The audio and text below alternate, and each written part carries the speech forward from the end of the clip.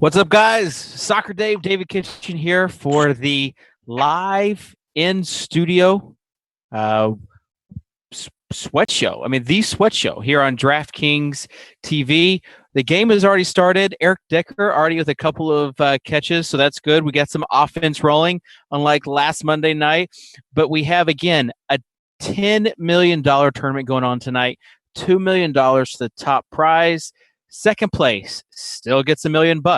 So there's a lot of stuff that's going on in play. We've got guests all over the country, DK analysts that will be joining us. Even some of the people that are sweating some of these games will be joining us. So we'll be able to talk to them live.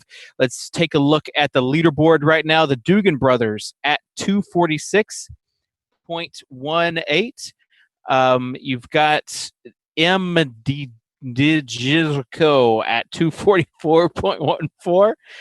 Kathy 843 at 240. Aaron DeKing during the Hangout show was a friend of a bunch of guys that play in DraftKings, and they convinced him to play for the first time. And sure enough, right now he's winning $250,000. So maybe we'll chat with him later on in the day. GageMan72 to round out number 5. And then we have some people that are in contention right now. We've got Clubbate48, who's 71 points away. So right now they're sitting in 5,600th place, winning a measly $75. But they've got Andrew Luck and Andre Johnson and the Colts defense. So they are cheering on the Colts to do a lot of good stuff tonight. And also a guy from Nashville, C. Newman 25, currently in 23rd, winning $10,000. He needs 25 points from Andre Johnson. Andre Johnson about to take the field. So we'll keep an eye on that. Definitely, like, first place is not decided yet totally.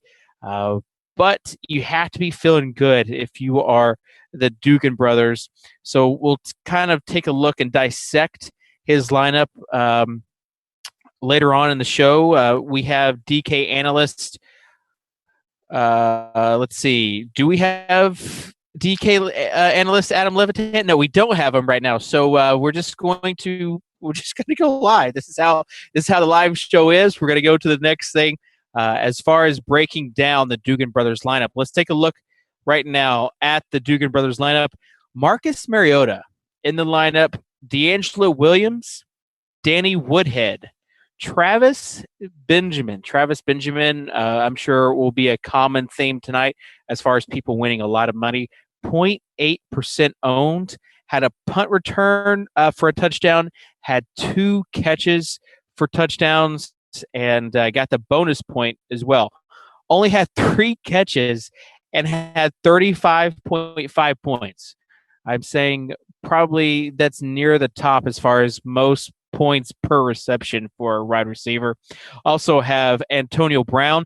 Antonio Brown, one of the highest owned players at 28.4%, and got 40 points almost on DraftKings. So Antonio Brown was definitely the chalkiest player in this lineup. To round it out, Julian Edelman and Gronkowski from the Patriots. Did not pair them with Mariota, which is interesting. We talked a little bit about it last night. And then Larry Fitzgerald. Fitzgerald just had a monster night, 40.2 points. The only guy with 40 DraftKings points. And then the Rams defense. But I feel like the Dugan brothers definitely hit on all the right things. And we actually have him. He's currently at a bar in New York. So we'll be talking with him in a few minutes. But he's sweating the game out in Floral Park, New York. Pat, the Dugan brothers. So we'll talk with him a little bit later on. As far as this breakdown going on, you see Andrew Luck is on the field right now. The Colts offense just took the field.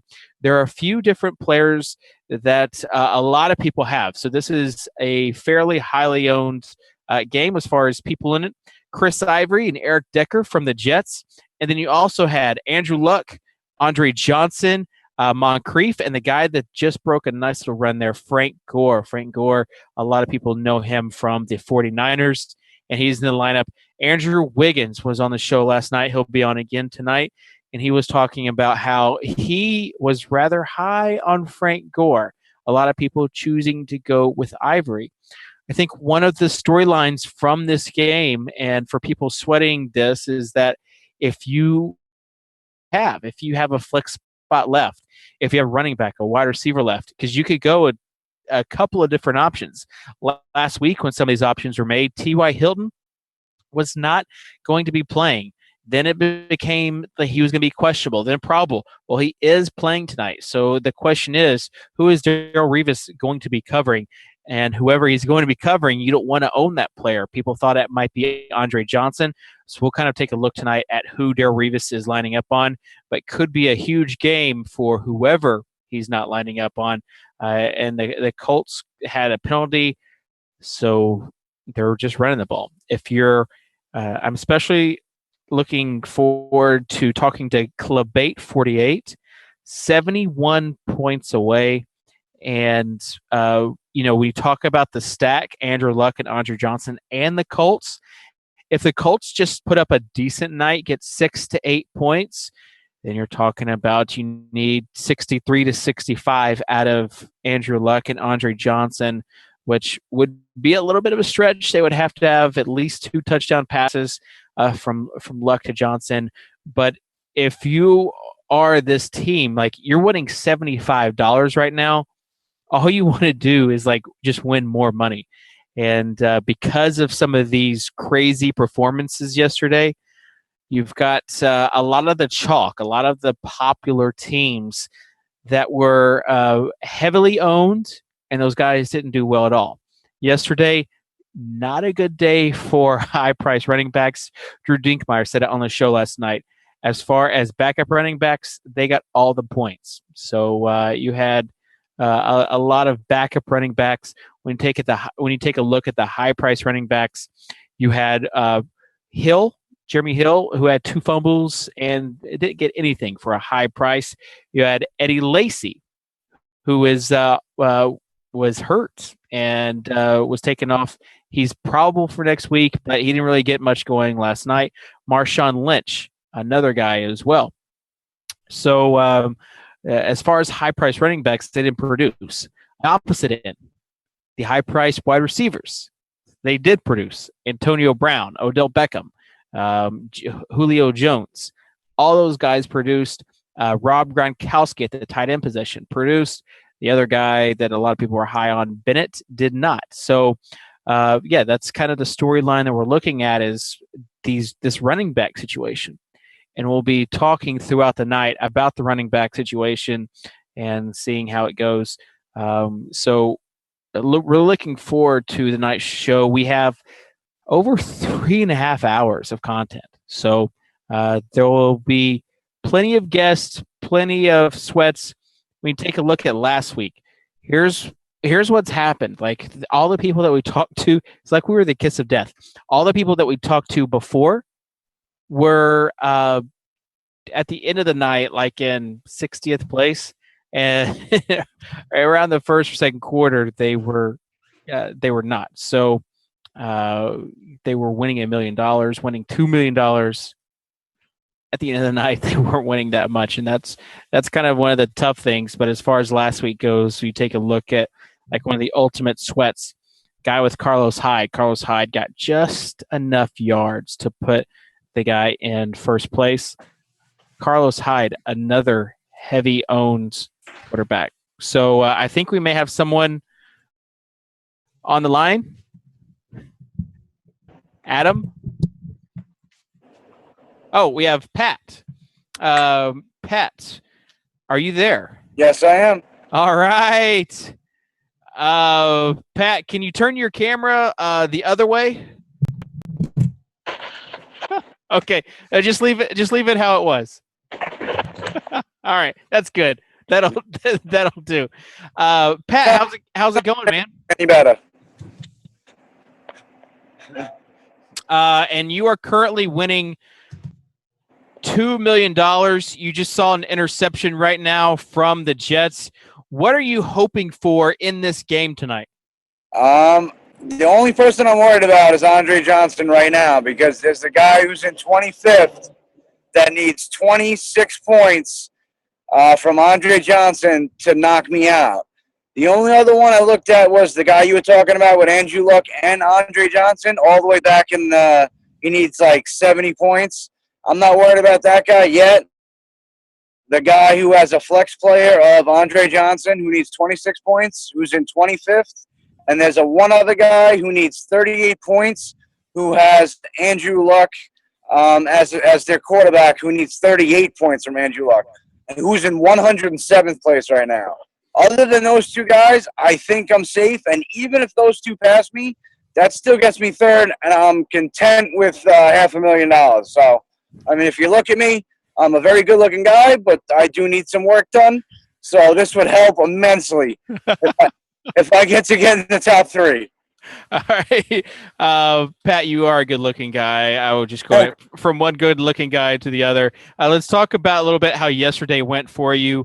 You hit on all these guys, and a lot of these guys were early plays, so you're probably sweating some of the later games. I was very pissed off at my brother because his two picks were Marcus Mariota and Danny Woodhead, as you can see, the two lowest. So that's why I'm not splitting it with him. He doesn't get half. He only gets maybe a quarter. And this is the other Dugan brother. Yeah. So he's only getting a quarter, even though you're going to win $1 million. You only give him a quarter? Yeah, maybe. I mean, if we get to $2 million, then maybe I'll give him like 35%. Maybe. Okay. But I mean, he picked the two lowest, so that's only fair the way I believe it. All right. So rewind. So you guys just went through, and how many lineups did you put in? I was the only one. This was the only lineup. Only lineup. Last week we did one lineup. We got killed, and then Wednesday night at about 10 p.m.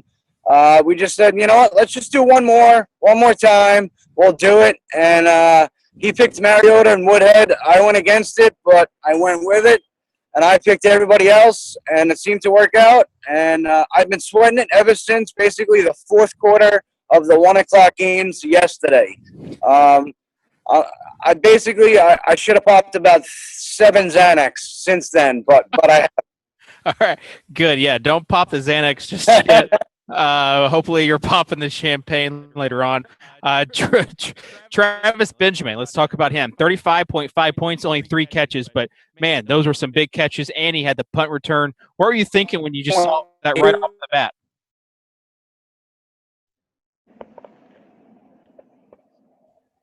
Pat, you there? Sorry, now I can hear you. Okay, what were you thinking when you saw Travis Benjamin right off the bat just take off? Oh, I was ecstatic. It was unbelievable because he was my sleeper pick. It's just one of those picks that you have a feeling about that never, ever works out. Like 1 in a bazillion. Never, ever works out. And this guy just went off. And I was jumping up and down on my seat. And I shouldn't be doing that because I got a broken back. But at that point, I didn't care. Yeah, and then Antonio Brown went off later. And you also... Disgusting how good that guy is. Yeah, and you had, taking a look at your lineup, you paired 2 different players from different teams, but did not pair them with your quarterback. You had D'Angelo Williams and Antonio Brown, and then you had Julian Edelman and Gronkowski. Yeah, I wanted to pick Ben Roethlisberger, but my brother said, Mariota's going to have just the game as he did last week, except he's going to play all 4 quarters. And, it was late at night. I agreed with him. I'm not saying I'm the smartest person, but it has technically worked out. Yeah, well, I know you guys are just having a big party with hula hoops and everything else. So, as far as how today has gone before the games, what did you guys like? Could you sleep at all? Like, what's been the process behind today?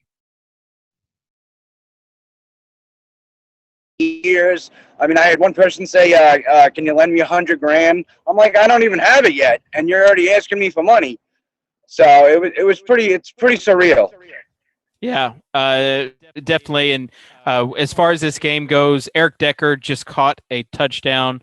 But you have a really high score, 246.18.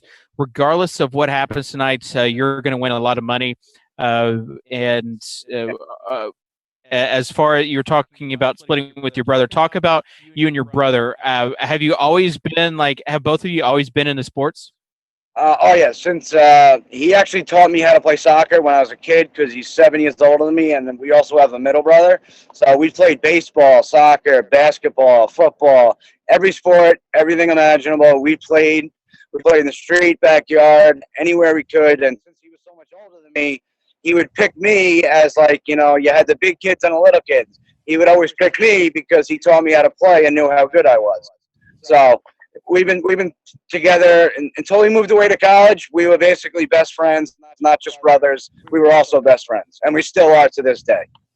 That's awesome. And I'm sure you've seen the commercial by now of the two brothers on DraftKings with the big check winning $1 million from last year. Yep. The Gomes brothers.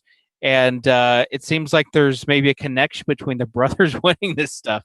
I guess it's that connection. It's not like a twin connection, but it's a brother connection. You get lucky. I mean, I was born on St. Patrick's Day, so maybe that had something to do with it. Usually that's not lucky for me, but maybe this time it was.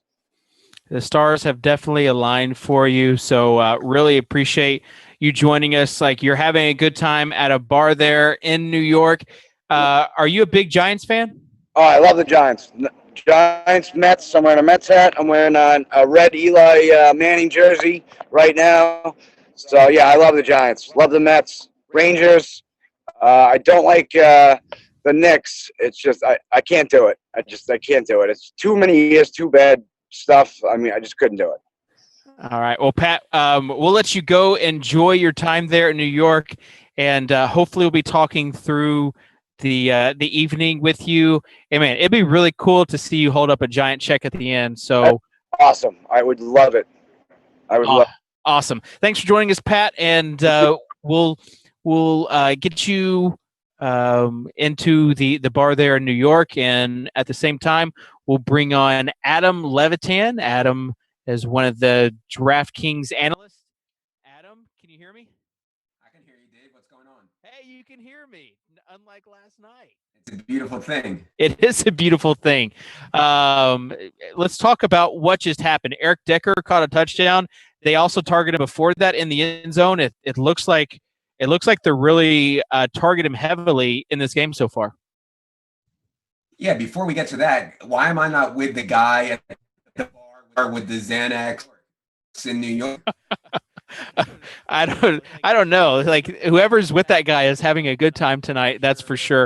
It was pretty awesome to hear him talk about he and his brother and how they created this lineup and how he's not splitting it with his brother because his brother picked the two lowest guys, Mariota and Woodhead.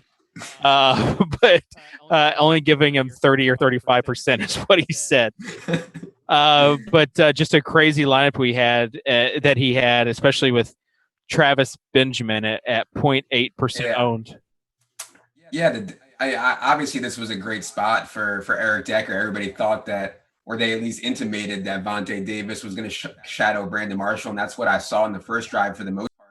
Decker got two easy catches with both Toller and Darius Butler out. For the Colts, Decker got two easy catches on that drive. I did see Vontae on Decker on that red zone chance, which he converted. So yeah, Eric Decker people are definitely running hot right now. I mean, for me, Eric Decker was the lone really strong play in this game. Yeah. Decker, you've got Chris Ivory, Andrew Luck, who just threw an interception. And T.Y. Hilton is playing, and so that's a pretty big thing as far as T.Y. Hilton playing. Talk about that and what you thought going into the game that might mean for the receivers with Revis in the secondary. Yeah, I haven't seen what's happened in the game with Revis, but I thought that Revis would be on T.Y. Hilton. I don't know if that's how they've played it so far, but people always talked about how Revis did not shadow Hilton while he was with the Patriots, but the Patriots were doing the thing where they they used Revis on the number 2 guy and then they double teamed the number 1 guy. I think they did that a lot. With Revis, this is obviously a totally different situation now. He's on a different team, so I expected him to be on Hilton unless Hilton was out there on that bum knee as a decoy. So there was just a lot going on to think about with Revis and Hilton and all the injuries. Cromartie was also questionable. I was just confused by the whole situation, so I actually stayed away for the most part besides Eric Decker. Yeah, I mean, as far as that, and Chris Ivory was the other guy, but talking about game script, how they'd be playing from behind, but now they're playing it from in front. I think this is no, this is Moncrief. Moncrief catches a long pass. Moncrief was a guy that if Ty wasn't playing and they thought they were going to line up on Andre Johnson, that Moncrief was going to be a play. If you had one person outside of Decker to play in this game from that flex spot, who would you have picked? Man, it probably would have had to be Ivory just in case the Jets got a lead. And there were some signs that there was some sharp money coming in on the Jets late on this game, even though a lot of the public was on the Colts. So yeah, definitely Ivory, I think, is way more talented than people give him credit for.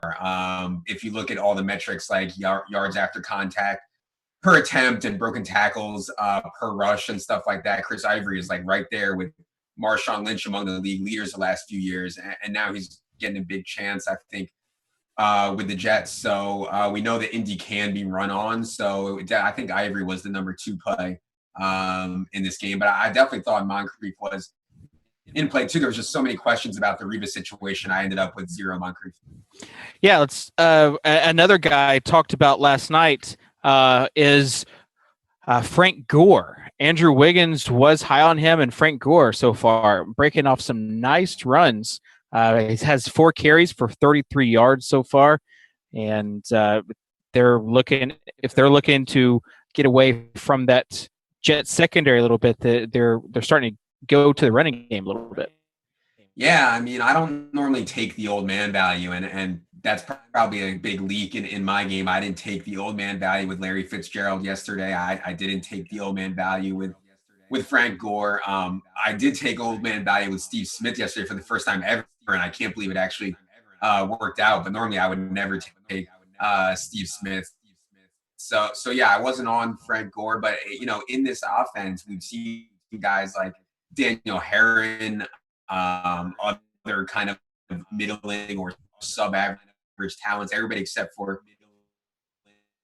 Trent Richardson kind of perform really well and throw such a high volume of pass attempts. So yeah, I definitely think Frank Gore is a good play. A lot of weeks he's just not my kind of play, unfortunately. All right, let's talk about a little bit about Andre Johnson. I just want to know, like, one question: is he washed up or not? Yeah, I tend to lean yes. I mean, the Texans let him go. We're like, okay, let's just leave. Let's just go and leave Andre Johnson alone and let him go wherever he wants.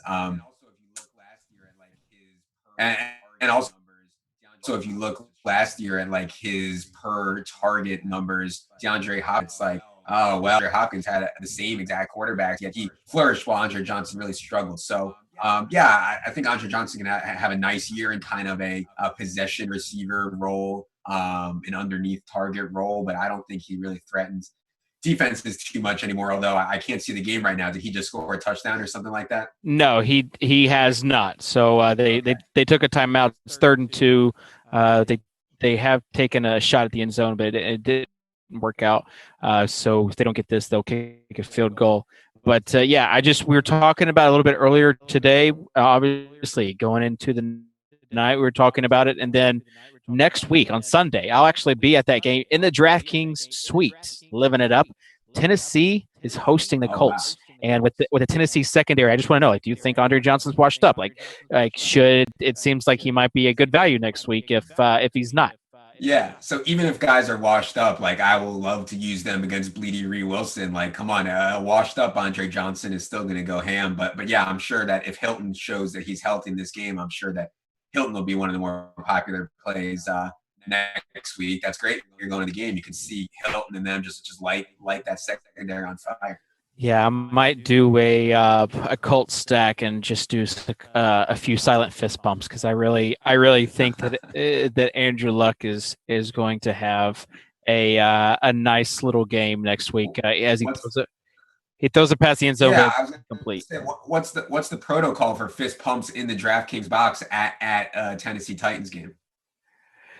Yeah, so I think the protocol is to like I said, silent fist pumps. And I'm used to it though because I'm a vanity season ticket holder. So for college football, sometimes I play the guys going up against Vanderbilt. So the like only bad part about that is if the other team wins and it's like a low scoring game and your guys don't do anything, then it's like a double negative. But yeah, I don't think there's anything wrong with a DraftKings suite. Know how bad the Titans secondary is, and we'll be playing some of those Colts. So it might be like a judgment free zone as far as daily fantasy is concerned.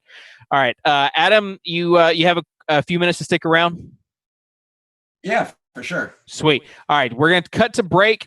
We'll be back around 5 minutes, and then we'll come back and we'll talk about with Adam some of the news from yesterday and what that means for this upcoming week. So stick around. We'll be right back after this.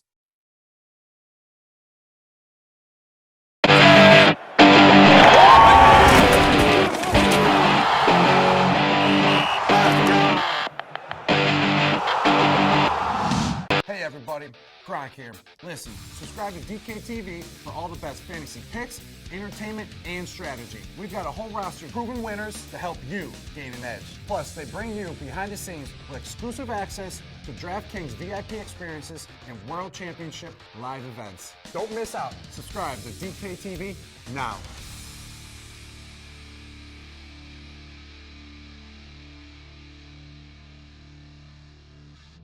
Okay, here's what you need to know to start winning real cash prizes playing one-week fantasy football at DraftKings. Whether you browse on your computer or on the free mobile apps, the game's the same. First, select your contest. Browse the featured lobby or view all NFL contests. Choose from many marquee tournaments, head-to-heads, and beginner-friendly contests. Pick your contest and you're ready to draft. For all NFL contests, you'll draft one quarterback, 2 running backs, 3 wide receivers, 1 tight end, 1 flex player, which can either be a running back, wide receiver, or tight end, and a defense. Your goal is to build the best 9-man roster under the $50,000 salary cap. Each eligible NFL player from that week's games is assigned a salary. They'll earn you points for receptions, touchdowns, total yardage, and more. Once your lineup is complete, click submit, and that's it. Track your team online or on our free mobile app to watch your squad rack up points in real time. And when the last game is over, bask in your own drafting genius as your winnings are automatically credited to your account. More sports, more winnings, more millionaires. It's a whole new season every week at DraftKings.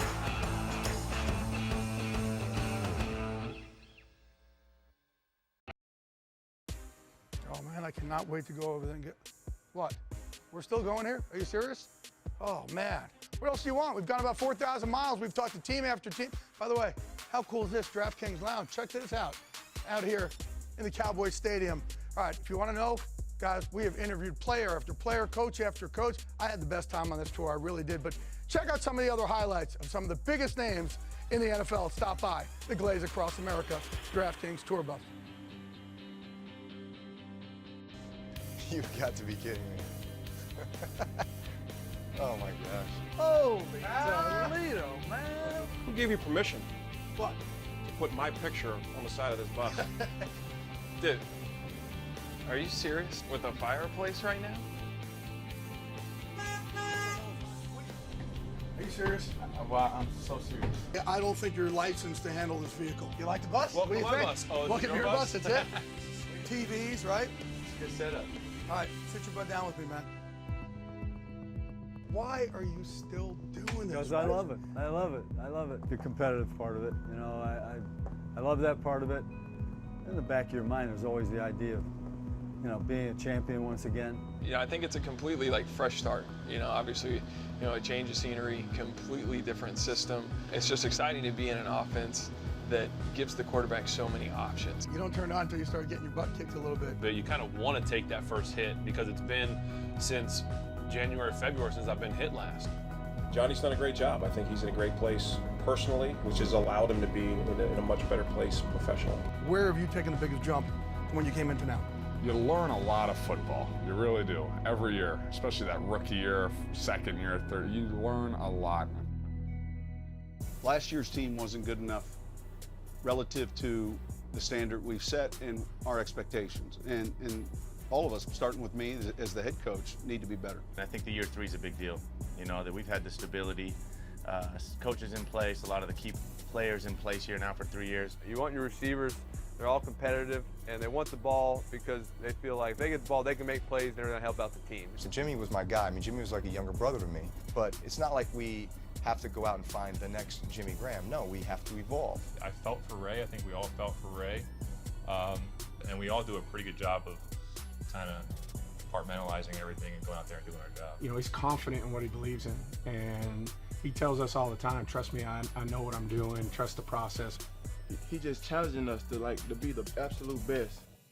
One thing about being wise is seeing what other people do and using it yourself. I've seen terrible leaders win, and I've seen great leaders lose. Right.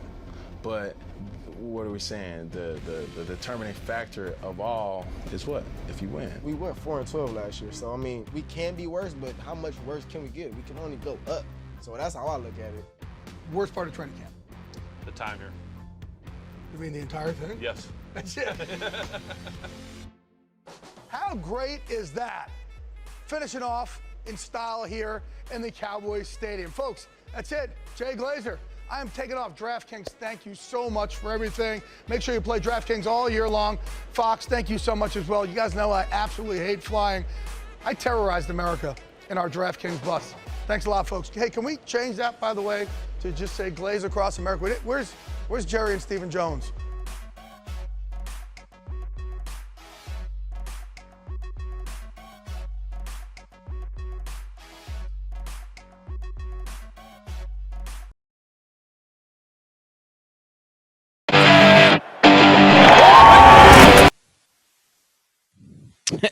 And we are back here on the DraftKings Sweat Show Week 2, live from Boston, from the DraftKings offices. We've got Adam Levitan. Adam, one of the DraftKings analysts. Adam's with us talking about this past week. And Adam, it was just a crazy week. I mean, that was really kind of the theme of things as far as running backs go. Like, there were just landmines everywhere with running backs.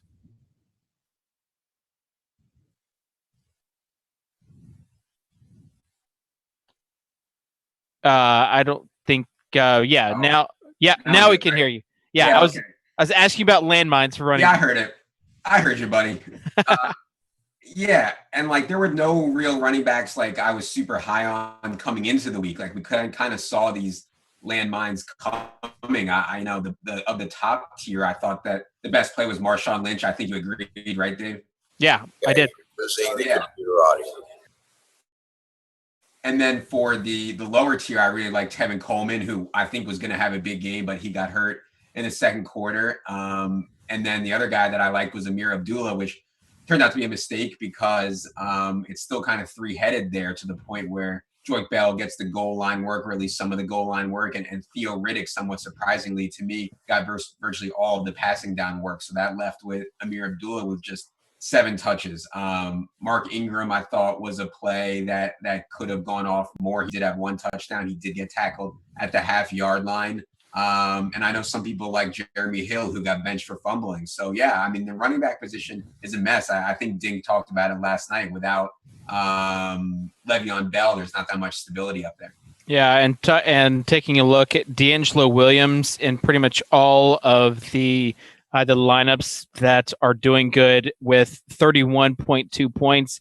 He got some easy touchdowns there, courtesy of the Pittsburgh offense.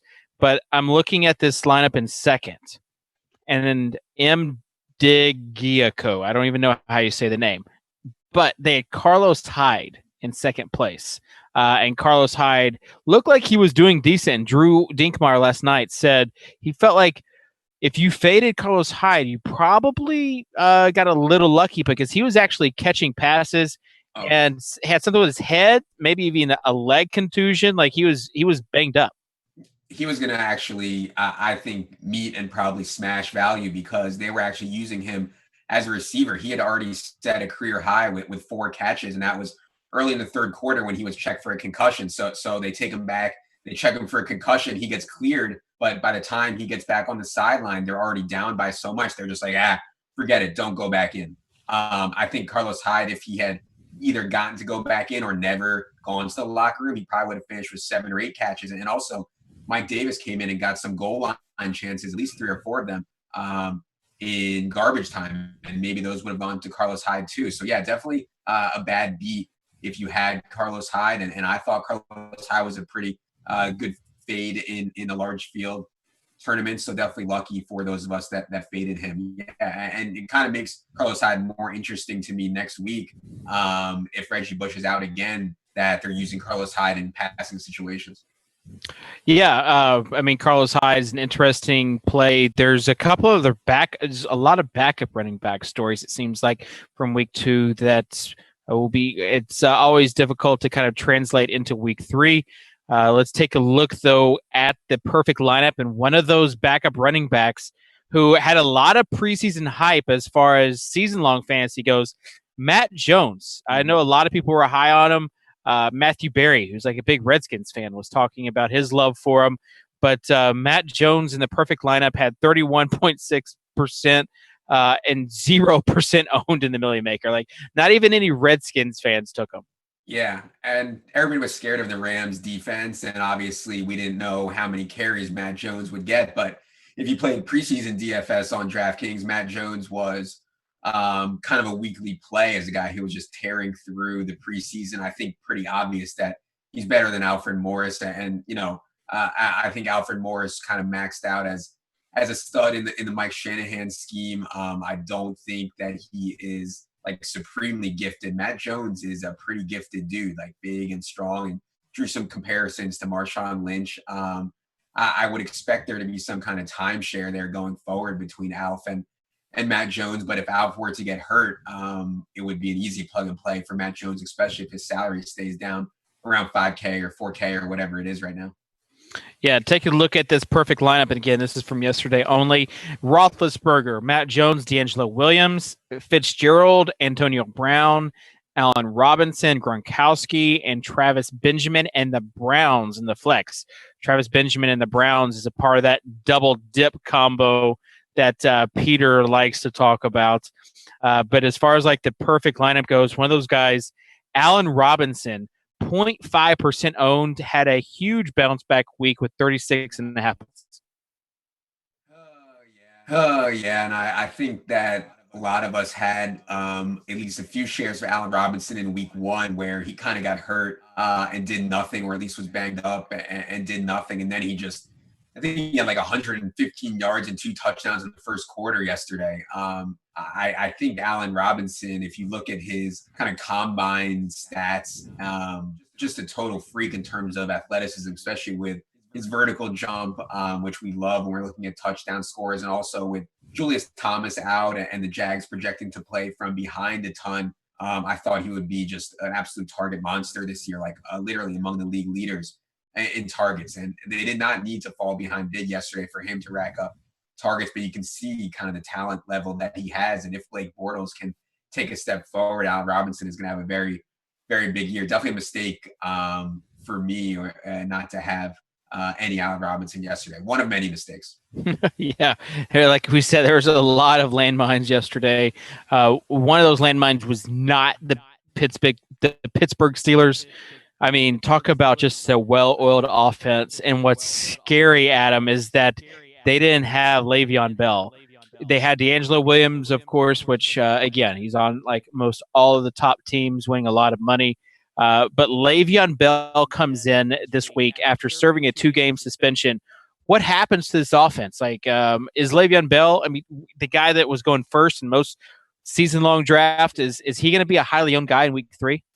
Yeah, I think he will be due to all the volatility at the running back position. I think he came in at like 7,700 or something, which is high for a running back, but in the general scheme of things, I think pretty low if Le'Veon Bell is going to be used like they used him last year, which was over 23 touches a game, game flow, neutral, just whether they're ahead or behind, he is the focal point. I think with D'Angelo Williams playing so well, and Le'Veon Bell not being part of the team for the last 2 weeks for his marijuana offense. I think that he might be eased into the tune of 15, 16, 18 touches, not the 21, 22, 25 that we saw last week. That said, if you guarantee me a player of Le'Veon Bell's ability and Pittsburgh's offense's explosiveness, 15 to 18 touches, I think 7,700 is a pretty fair price. And we should also note with this Pittsburgh offense that, they're also playing without Martavis, like a monster step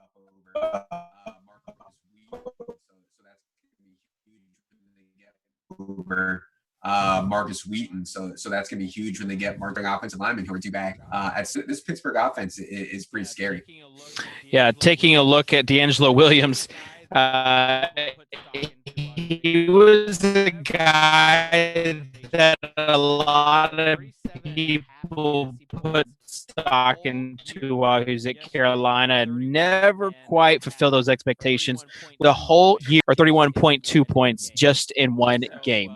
So he's definitely reaping that value now with that Pittsburgh offense, and also as far as Adam, before we get to the next contestant, as far as injury info, there's a lot of injuries that have. Curious as to kind of the takeaways that you had from those. I mean, not just minor injuries, but there were some significant injuries as far as the fantasy world is concerned. Yeah, two that come to mind right away, with Jay Cutler reportedly out for the next 2 weeks. The Bears and Jimmy Clausen will go to Seattle next week to face an 0-2 desperate Seahawks team at home. I've struggled to pick a defense the first 2 weeks, even for my cash games, which is normally pretty easy to pick a defense for. Really struggled to get a defense that has been solid for me. I think everybody's going to be on Seattle home against Jimmy Clausen next week, and with good reason. He's going to get destroyed. And the other injury at the quarterback position, at least, excuse me, is Drew Brees. Blamed a rotator cuff issue for how poorly he played yesterday, and it sounds like he's at least questionable for this next game coming up. I come into the year, I had monster questions about Drew Brees anyways, given that they got rid of Jimmy Graham, got rid of Kenny's focused on the running offensive line and paying Mark Ingram, and also kind of some inefficiencies in Drew Brees' game last year. So I have major questions coming in now. I mean, even bigger questions with this rotator cuff issue. Brandon Cooks does not have the look of a true number one receiver, which is hard to do when you're 5'10" or whatever he is. So, when you have Brandon Cooks and Brandon Coleman and a washed up Marcus Colston and Ben Watson as your skill players, it's hard to succeed at quarterback, and it's going to be really, really hard for them to do much with Luke McCown or Garrett Grayson as their quarterback if it comes to that. Yeah, Brandon Cooks last night, 19.8% owned in the Millie Maker, and only had 10 DraftKings points, and a lot of most of those were like kind of at the end in garbage time. I love garbage time. Yeah, I know. Jordan Matthews garbage time greater than Brandon Cooks garbage time. Danny Woodhead also some major garbage time as far as like getting from behind. That's something we talked about as far as game script goes. Yeah. Wanting to get those players that are going to be playing from behind that are pass catching running backs that are going to be in there. Yeah. Real quick, if you're ever going to complain about garbage time, don't let me catch you rostering Jordan Matthews in week 2. You can never complain again about getting screwed in garbage time if you had Jordan Matthews in week 2. Yeah, 20 fantasy points. How he pulled away with that, I don't know. 5 catches in that one drive was pretty crazy. Adam, appreciate you joining us. You do the Daily Fantasy Edge podcast that's available on iTunes. I think currently like one of the top podcasts there. You and Al Smizzle and Peter Jennings do it. And then you're also on the matchup shows with us on DKTV. So, yeah, keep me busy. Yeah, definitely keeping you busy. So we'll look forward to that content that you're producing this week. I appreciate you joining us. And we'll see you later on in the week. All right. Good luck. That was Adam Levitan again. One of the DraftKings analyst, one of the new guys, but a guy that I feel like I could talk football with for forever and just really knows his stuff. Let's go right now to Carl. Carl is in Rochester. They got a sack.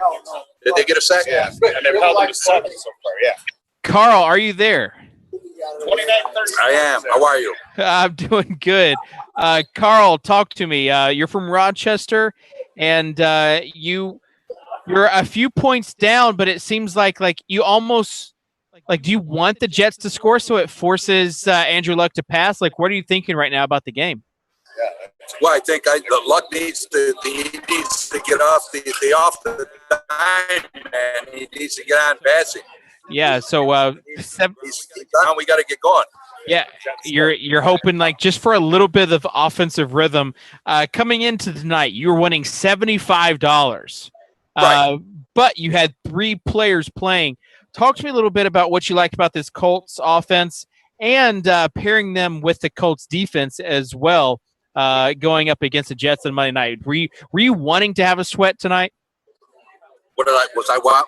Were you wanting to have a sweat or wanting to have some action on tonight? Is that why? Absolutely. Yeah, absolutely. Look, first of all, the Colts lost last week at Buffalo. They don't want to be losing their home tonight. It's their first home game. I think the weak part of this whole thing might be the Colts defense, but being at home, I think they're stepping it up. Yeah, they're going to the ground game a little bit. I know you want to see them airing it out, but against this Jets secondary, it's tough. What are your thoughts? Are you just hoping you've got a lot of points to make up to win $2 million? But do you have a figure in your head about top 10, top 5 that you would want to kind of accomplish? Well, that's a good question.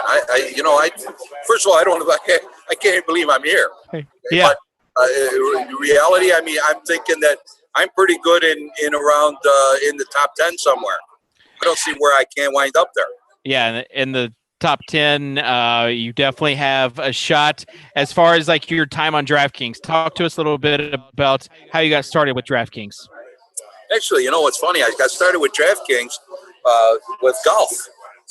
Oh, yeah. You're a golfer. I'm a golfer. I'm lame, but I'm a golfer. And I wound up doing it with the golf, and it was fun. I enjoyed it. And then last week, I got into the football, and I picked a team, and I wound up getting $25. I was happy with the $25 just to be the game. You know what I mean? I was all right. Yeah, it's really hopefully, cool. It's cool because it gets you in the game. Yeah, like you said, you're definitely in this game. You went with Antonio Brown, Travis Benjamin, D'Angelo Williams, Mark Ingram, Tyler Eifert, and Larry Fitzgerald. Yep. As far as the Travis Benjamin call, was obviously 3 catches went off, and he's one of the story. He and D'Angelo Williams are kind of the guys involved in this. But talk to me a little bit about you wanting to put Travis Benjamin in your lineup. Well, I looked at him, and they had a lot of confidence in this kid, and it looked like he had an opportunity to get in there and get something done. And I just felt that was the way to go. Look, it's a gut feeling. Nobody's a genius in this thing. You know what I mean? It's anybody gets in there to pick a team and think they're doing everything right, they're crazy. Yeah. It's about luck. I think the guy had a shot. I think that the people that talked about him and the write-ups that I saw on him, he seemed like a real good, interesting buy, and as it wound up, he was. Okay. Yeah, the Colts are punting again, and you need it to be all about luck again as far as the quarterback goes. Again, hopefully he will get it into gear, starting with this next drive for you. Have you told anybody that you are potentially having the sweat? Have you told anybody that you're competing for a lot of money tonight if they do well? Yeah, I got a bunch of people behind me that are here to squeeze this game for me. Talk about sweating. Look at my head. I mean, it's intense. It just puts a lot of life in the game. It's just it's a game. For me, it's going to be a blast tonight. Win or lose, this is going to be a night to remember. Okay, just the fact that I'm in the game to even get there and even approach that 2 million. Yeah. Okay? And ultimately, I think I got a shot at winning it. Okay, luck ain't done yet. Okay, luck ain't done. He's like a rat, and if you put him in a corner, he'll come out and he'll strike. Awesome. So you think you're comparing luck to a rat, thinking that he'll come out. So that's, I guess there could be worse comparisons. All right, but you know what I mean. I do. I call the guy a rat, but the bottom line is that he's home. I mean, they got their ass kicked last week, so now he's home. They don't want to get beat at home, so at some point he's going to pull all the stops out. Okay, he's got to throw the ball like he knows what he's doing. Yeah. Okay. So the other guy in your lineup that I wanted to ask you real quick about is Mark Ingram. That Saints offense just looked very bad yesterday. Talk to me a little bit about how do you think Ingram was the key to your team that did not perform? I think Ingram let me down a little bit. I thought he was going to be much more than that. I thought that New Orleans was going to depend on him a little more than they did. I mean, Ingram is a great running back, and I don't know. They couldn't get him loose. Awesome. Well, Carl, really appreciate. Hey, Carl, how do you say your last name? First of all, Labate. Okay. So how do you say it though? Labate. Okay, there you go. Carl Labate joining us from Rochester. Got all of his friends joining him. Carl, as far as I know, it'd be really fun if you got a couple touchdown passes from Andrew Luck to Andre Johnson. So we'll be cheering for that, and hopefully we'll be talking to you later on the show if that happens. Well, you get in. If this guy scores a couple of touchdowns, I'm going to do a break dance for you. All right. Not really. But wait a minute. Did he get it? Interception. All right, bud. All right. Thanks, Carl. Got an interception on the defense. That's got to be a couple of points.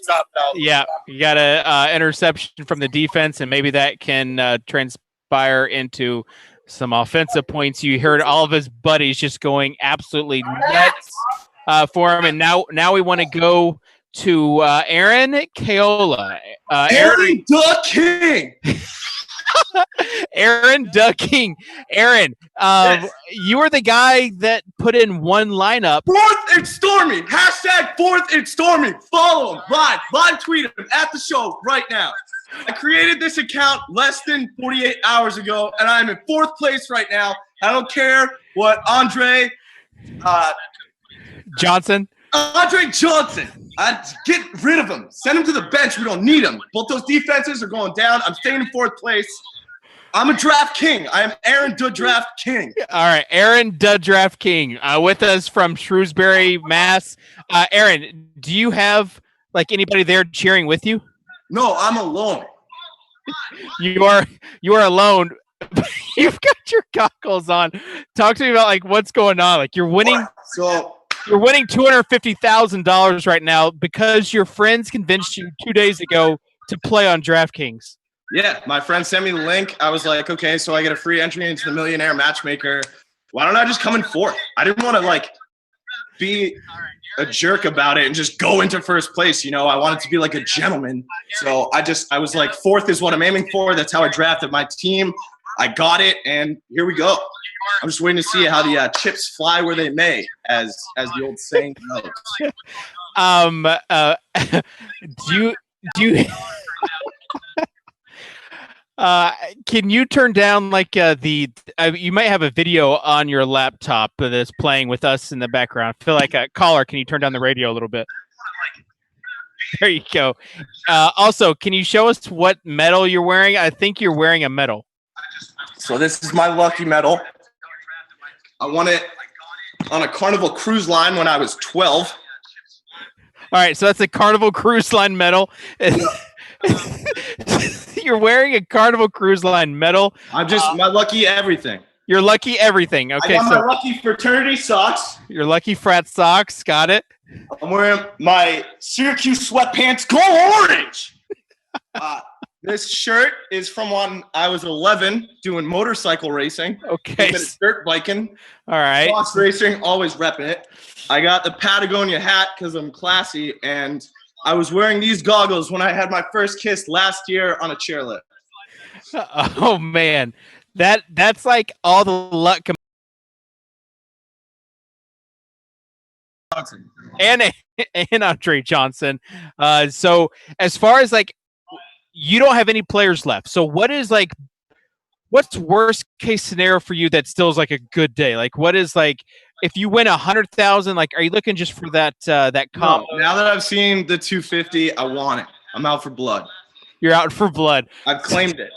I've already started spending it. Oh no, you've already started spending it? Yeah. What does that mean? Well, I made some purchases for the inevitable victory, you know? Okay. So you made some purchases. I told you I drafted for 4th place. Hashtag 4th and Stormy. So does that mean next week you're going for 1st place then? No. I'm going to cut my losses. Okay. Aaron, when you're watching tonight's game, like, what are you thinking as far as like wanting the game flow? Are you wanting just a lot of runs? Like, no, I was telling it to all my friends. I did a bold prediction. That's a shout out to my own fantasy league called Who Brought Their Dad.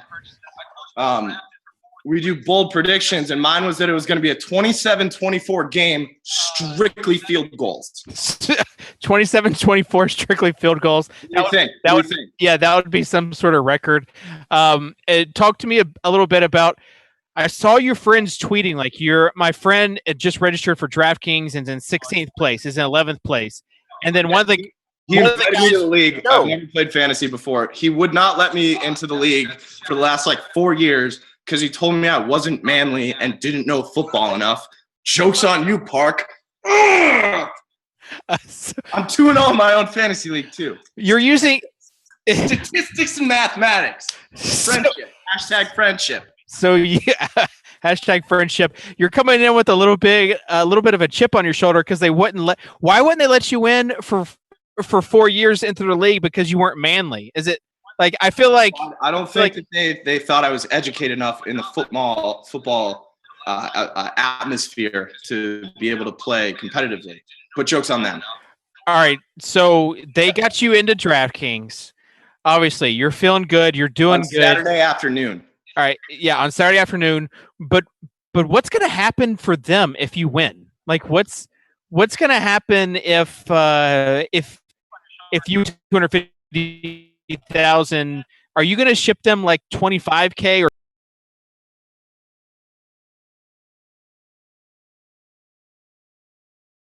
Get anything? Is this because they cut you out of the fantasy league? No, I'm in the fantasy league now. I'm going to win that too. The prizes aren't as high, but that's a lot of pride right there. I don't know. I'm probably going to spend this money on shipping them boxes of glitter incessantly. So every day they just have to clean it up. Something like that. I don't know. Incessant glitter packaging. I don't know where that even would come from. All right, talk to me a little bit about the name of your fantasy football league. Who brought your dad? Is that the league? Who brought their dad? Who brought their dad? Is that like an inside joke?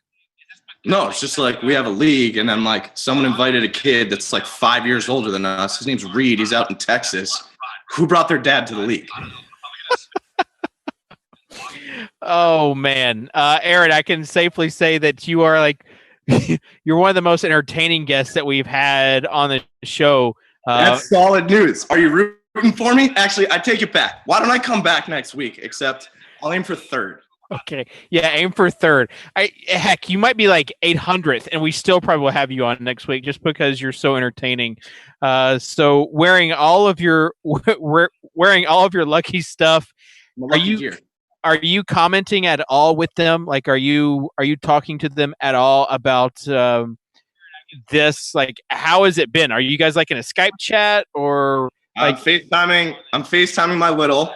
So shout out to Andrew. Hashtag Ints. Hashtag Big Little. But then I'm in a group chat with my entire league, and they're all hoping that I win. All right. So when you talk about your little, that's like a frat term, right? Well, #frat. #frat. So you went to college where? Syracuse University. All right. So that's why you're wearing the Syracuse pants. You're a big Syracuse fan. Do you know who Matthew Berry or Al Smizzle are? Yes, I do. #4th and Stormy told me about Matt Berry, and I learned that he gives great updates on fantasy football. Okay, so you've learned everything from 4th and Stormy. I really feel like, Aaron, you should give them a tip. Honestly, I think you're crazy. I think you might be a sociopath offering that kind of advice. Yeah, I'm the sociopath, but you're the one wanting to ship them glitter, so they just have to clean it up nonstop. I'm also in 4th place, so like I don't know. We could go back and forth with this. Yeah, you're the one when in Rome. You're just throwing quotes out of thin air. But as far as $250,000, if you hold on to that, Aaron, what's that going to buy you? Honestly, like a really crazy weekend. 250,000 is just going to buy you a really crazy weekend. I have fun friends. No, I don't know. I'm trying not to. I'm just kidding. I'm trying not to think about what I would do with it until I actually get my hands on some of it. All right. I told my mom that I was up, and I said I could win $250,000. She said, "Why don't you just take the money out while you still have it?" And I realized that she really doesn't understand what's going on. She's wanting you to be fiscally responsible, but she doesn't know. She doesn't know what's up. She doesn't get that life. As far as you're from Shrewsbury, Richard Rogers, also from Shrewsbury, but you went to the same high school. I traded Peyton Manning for him, fresh out of the draft this season when I drafted with my fantasy league for Richard Rogers, straight up. You traded Peyton Manning for Richard Rogers straight up. I don't know. My high school. I know he's going to perform. He did so well. He's a monster. And Peyton Manning just declining. Praise God, Manning is sad and lonely. It's funny because they were probably your league was probably making fun of you at the time, but you were getting like the last laugh because Peyton Manning is not doing good and Richard Rogers he's not doing well, not good. Come on. Oh, sorry, he's not doing well. Yeah. And then we're talking about in the league. I think there's a second group chat that has everyone in the league but me. So I really want to get in on that one to see what they're saying. They excluded you from your whole league. Excluded you from group chat. I think so, but I don't have proof yet. All right. Well, let's hope that you give proof. Oh man, there are so many sound bites from this. I'm like, with this, can I come work at DraftKings? If you win first place, you can definitely come work at DraftKings. Tell them Socrdave said that was okay. You're Socrdave? Yeah, I'm Socrdave. I'm Aaron DeKing. It's nice to meet you. Nice to meet you, Aaron DeKing. All right. No, call me Your Majesty. I'm not going to call you My Majesty, but I do hope that you finish out strong. And regardless of how you I always finish strong. I don't know what that means. Regardless of how you finish in today's contest, you definitely are going to be like the number one interview. Like you've set the bar so high for the rest of the interviews on tonight's show. I'm always repping that bar. All right. Aaron Kaola. Is that how you say it? I wish my last name wasn't associated with this at all. But yeah. Okay. So we'll just call you Aaron DeKing from Shrewsbury, Mass. First name Aaron, last name DeKing. We got you. All right. So appreciate you joining us, Aaron. And good luck tonight and have fun this weekend at that party with those fun and expensive friend of yours. Oh, you have no idea. All right. Roll damn Tide. Thanks for having me. Thanks. Signing off. All right, bud.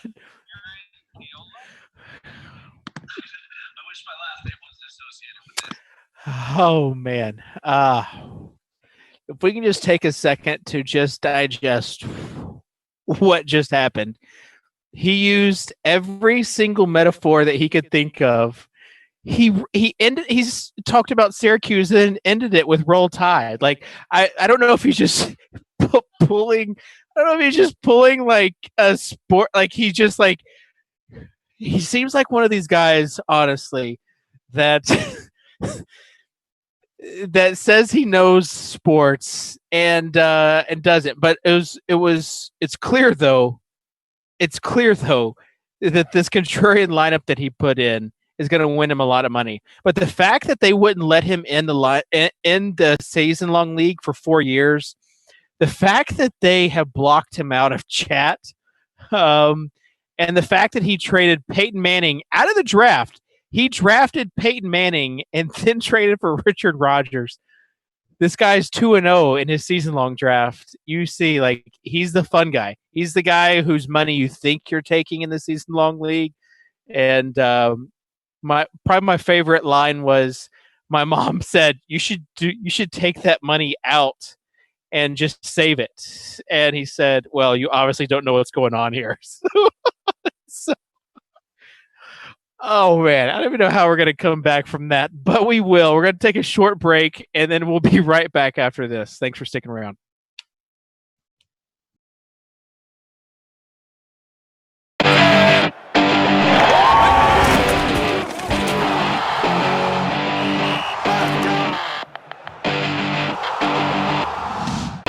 Hey guys, Peter Jennings here with my top 5 NFL defenses of fantasy football at DraftKings.com. At number 5, I have the St. Louis Rams. They're one of 3 teams in the NFC West that made my list. I love what they've done with the defensive line. They added Nick Fairley to the already stacked defenses of first-round picks. I think Greg Williams is going to have a lot of options here, and they should be one of the best defenses in all of football. Moving to number 4, I have the Miami Dolphins. They made a huge splash with Ndamukong Suh on a $114 million contract. I think he's the difference maker, and I think they could be the best defense in the AFC. At number 3, I have the Arizona Cardinals. I absolutely love this team. They're another NFC West team on my list, and I think Patrick Peterson and the Honey Badger make an incredible secondary. Patrick Peterson's one of my favorite guys. I think he'll score a ton of fantasy points for you this year on the defensive side, and I also got to play golf with him this year. At number 2, I have the Jets. New York Jets, I know they're not a great offensive team, but they will make up for it with an incredible defense. They brought in a lot of guys, including Darrelle Revis and their first-round pick, Leonard Williams. They could be the best defense in football, and they definitely have a chance to compete in every game with this defense. At number 1, no surprise here, the Seattle Seahawks make the top of my list. They have so much talent in that secondary. Richard Sherman is an elite shutdown corner, and they play an incredible style of play, which should lead to a lot of fantasy points. So those are my top 5 defenses of the 2015 NFL season. Let me hear yours in the comments below. For more, subscribe to DKTV. A fresh lineup every weekend. Huge tournaments. Real cash prizes. Come on, people, it's not 2007 anymore. Fantasy football has evolved. Your roster should be earning you more than just bragging rights. This is daily fantasy football on DraftKings, where it's like a whole new season every weekend. Build the ultimate fantasy lineup by balancing the big salary stars with diamond-in-the-rough prospects. Decipher the studs from the duds with DraftKings player cards. All the stats you need to make the right call are at your fingertips. Consider pairing teammates on your lineup. A passing touchdown can earn you points for both the QB and receiver. When you're set, click submit and watch your handcrafted lineup rack up points. Touchdown! Track your lineup on the couch or on the go. Talk trash, win cash, and bask in your own drafting genius, all in a day's work. Daily fantasy sports glory. Make it your reality. And we are back here at the DraftKings Sweat Show live from Boston. Week 2. Someone's going to be winning $2 million in second place. Going to be winning $1 million. The guy that we just interviewed, 4th place, Aaron the King, in 4th place, $250,000. I don't want to see that guy with $250,000. Like who knows what's going to happen. Let's take a look at the scoreboard though to see what's happening. And really, I feel like the big news. The Colts just absolutely putrid on offense. And on the other side, Eric Decker, 22.1 points on DraftKings. And if he gets another 9 yards that's another 3 points. So if you figure 9 yards is going to be at least another 4.3 points for those that have him, 22.1 points at right before halftime. And so we're going to see. We also got halftime coming up, and we're going to be giving away some tickets. We'll talk about that a little later on. Use hashtag DKTV and tweet to us, ask us questions. Getting a lot of tweets about Aaron DeKing. Someone said that he was like a frat robot. So I thought that was interesting. But yeah, just talk to us via Twitter on using hashtag DKTV.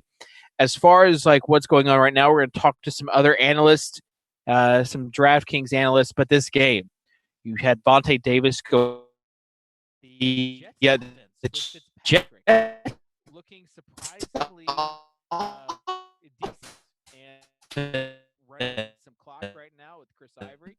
If you had Chris Ivory, all the talk was going into this about game and about how he would not be getting many touches playing from behind. But as of right now, they're playing from in front. So we'll see what's going to be happening. They're also going to be dissecting some more lineups, talking about news from last week, as well as how it affects some of the stuff coming up. So we're hit the 2-minute warning. I don't know where we're at. I feel like we're really delayed with the live stream in front of me. So guys, back there, just tell me whenever we hit halftime. So, are you going to give me is this the halftime? Okay, Rob back there, social media telling me that this is the halftime sign. So that's what we'll use to signal that it's halftime. And again, we'll be giving away some cool prizes. As far as what's going on in these contests, the Dugan brothers still up at 246. 246 is going to be a huge score to overcome. But Eric Decker putting up 22 points. I don't think there's any Fitzpatrick, Eric Decker stacks out there creeping, but potentially. And if you're an Andre Johnson owner, you're just kind of sad right now. This guy out 25 points from Nashville. We might be talking to him later on. C. Newman, 25. He was in 23rd, winning $10,000. And again, all he needs is a little bit of love from, let's see if he's still in 23rd. He is. He's still in 23rd, and he just needs a little bit of love from Andre Johnson, and he's not getting any of it. And what's even worse is that if he went with Eric Decker, he would be competing for the million, really. You talk about he would be close to winning it. So I won't ask that. I won't ask that to him. All right. So as far as what we have next, let's see here. All right. So we're talking about the social media stuff. Make sure to use the hashtag DKTV. And I think we might have somebody on the line. Drew? Hello, David. Oh, Drew. I knew by your voice, your creepy little voice, that this was you. Thank you. That's quite the compliment. Drew, did you see Aaron DeKing interview? No, I haven't been able to. I've been trying to spend some time with my wife after a weekend full of football. You're a good man, Drew Dinkmeyer. Basically, someone described him as a frat robot. You'll have to go watch. This is like the best interview anyone has ever received. He had ski goggles on. Wow. Yeah. And the best part was he was by himself. So definitely an interesting character that you would see like on one of those teen movies, I feel like. So the friend from our chat last night didn't get invited over to watch the game? No, they're like in different cities. Oh, okay. But he let us know that friend, like they did not let him in the league for 4 years or season-long league. just now let him in. The story of this first half, though, Eric Decker, 22.1 points. And coming up on this bonus. So you're I know you haven't been able to watch much of it, but he's having a good game. Everybody else not really having that great a game. Yeah, I see. I just flipped it on. I see the score is 10-0. So a little bit surprising on Indy's side that they haven't been able to really generate much. Decker was a guy that I did like quite a bit coming in. I know we had talked about that throughout the week, that you were very high on Decker as well. So that's not super surprising that he's having a good game. Obviously, the magnitude of the game he's having is pretty impressive so far. Drew, let's talk about NFL's biggest bust this last week. Carlos Hyde, 39.8% owned, and you talked about last night. You felt like you got lucky with Hyde because he was on track to have a nice day and then got injured. Yeah, I think so. I was big on fading Hyde this week. I thought the ownership was one thing to be concerned about in tournaments, but I thought even in cash games, the potential game script, meaning Pittsburgh was potentially going to play from way ahead, how would that impact Hyde? He did have 4 targets when he was in the game, which was a little bit surprising in terms of how involved he was in the pass game. And so I thought him getting hurt kind of, I got lucky on that one because his involvement in the passing game ultimately was something that I didn't expect.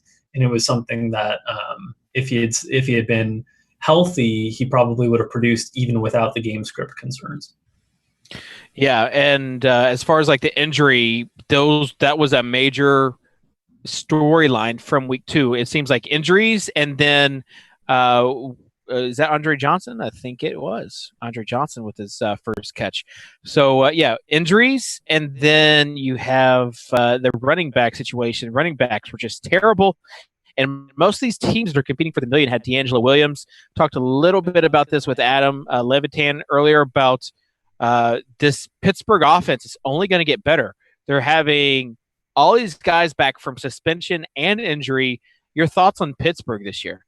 Yeah, they are doing the same thing that they did last year, and I thought it was a Le'Veon Bell thing only, but they're sort of defying what we refer to as the correlation matrix in terms of how players are correlated with one another. Usually a quarterback and a running back don't do well together because usually if the team's scoring passing touchdowns, the running back isn't involved, and vice versa.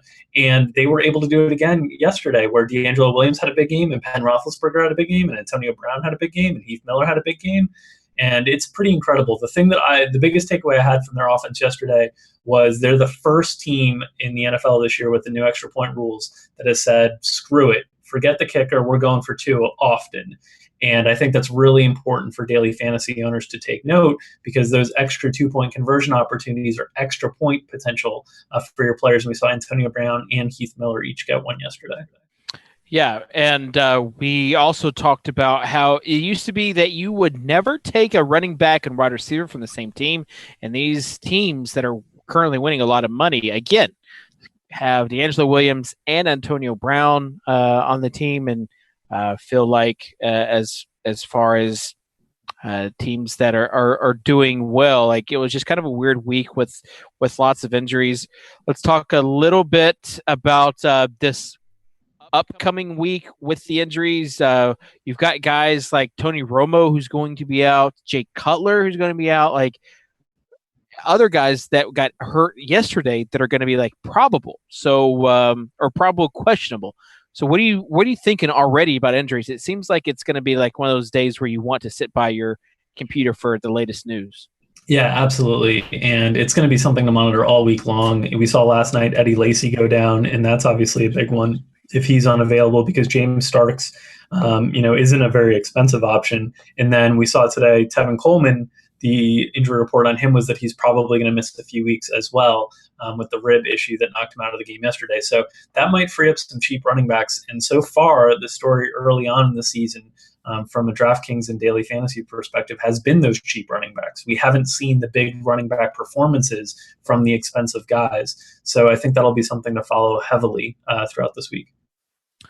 Yeah, you also, as we take a look at some of the stuff happening, my feed is way delayed, so I think we're about to hit halftime. Drew, want to mention to everybody, one of the things that we did last year is we did the sad selfies. But we want people to tweet us pictures of them sweating their lineups, like whatever that means. Use hashtag DKTV with pictures of you sweating your lineup. It can be like a good sweat or just like a bad sweat. Even if you use a picture of you being miserable, and we'll try to get some of these pictures on here. If you do that, we pick some of them. You will actually get a few tickets to the Millionaire Maker in next week's Millionaire Maker. So, Drew, getting back to some of the storylines of yesterday, a lot of people under the radar. One of those guys, Allen Robinson, who people had pegged for week 1, 0.6% owned, and went off. Yeah, I think there's a lot that you can learn from that. The first thing that I'd learned from it is that just the week before doesn't mean they're going to disappoint again. And it usually means you can get them at a really low ownership level if they've disappointed recently, because people are frustrated with them. And that was certainly the case with Allen Robinson. And then I think the second takeaway there is how good Josh Norman of Carolina is, because he was the primary cornerback that was matched up with Allen Robinson in that week 1 matchup. And Robinson torched a really good corner yesterday in Brent Grimes for a lot of the work that he did. So it just speaks to how good Josh Norman of the Panthers is. Yeah, and we're starting to see some of the picture come into focus, but then you also had contrast from week 1 and week 2. You had the Titans that looked good against Tampa Bay yesterday, not that great against Cleveland, and then New Orleans just looked terrible with Drew Brees. Like, okay, let's talk about these two offenses, Drew Brees and the Saints, and also the Eagles and Sam Bradford. Two offenses that we expected a lot more of, and we're not seeing it. Are you kind of seeing like a warning sign with both these offenses now? I think so, and I think that's why we have this weird week where, because Pittsburgh scored so many more points than pretty much every other team, you've got all these Pittsburgh like stacks floating up the scoreboard, is because New Orleans and Philadelphia were so disappointing this week. New Orleans, the big red flag there is, the health of Drew Brees' shoulder. There's been some different reports coming out today, and we'll have to wait and see how long he's potentially out. But obviously, if you remove Drew Brees, or if he's playing through an injury, that's a big difference to that offense as a whole that lost a lot of skill position talent with Jimmy Graham departing in the offseason. So New Orleans is a scary situation, given that matchup with Tampa Bay at home has to be one of the more favorable matchups they'll get all season long. Now you've got just a big warning flag on all of their players with Drew Brees potentially banged up.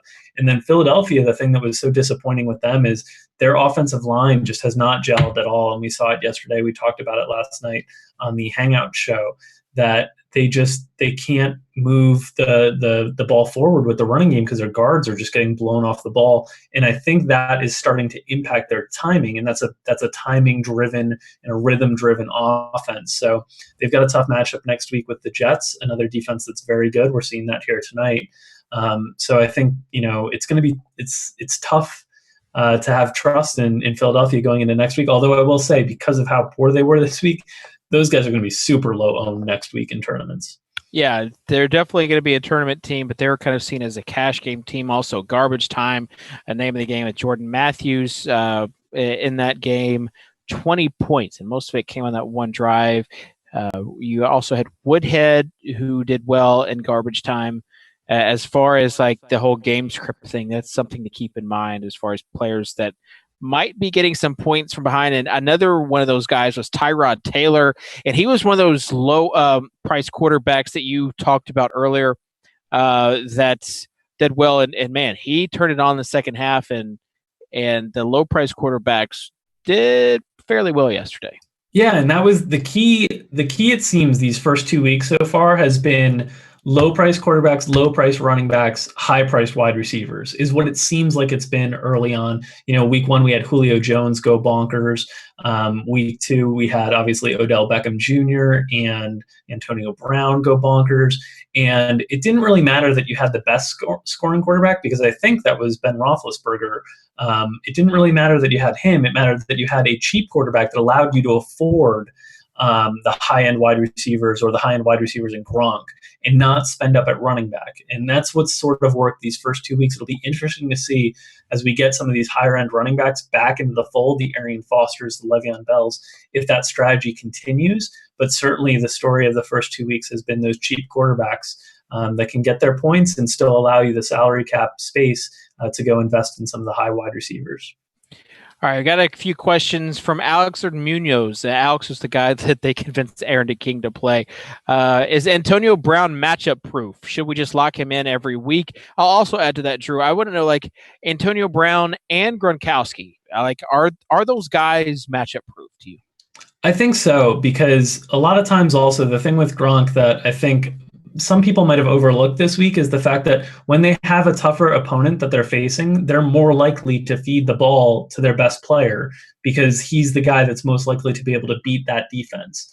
A lot of times it's the secondary or tertiary guys that struggle in those really tough matchups, while the premier guy is still getting a lot of looks because that's the best way to attack. So I do think Gronk and Antonio Brown are about as close as it gets to matchup proof in daily and weekly fantasy football.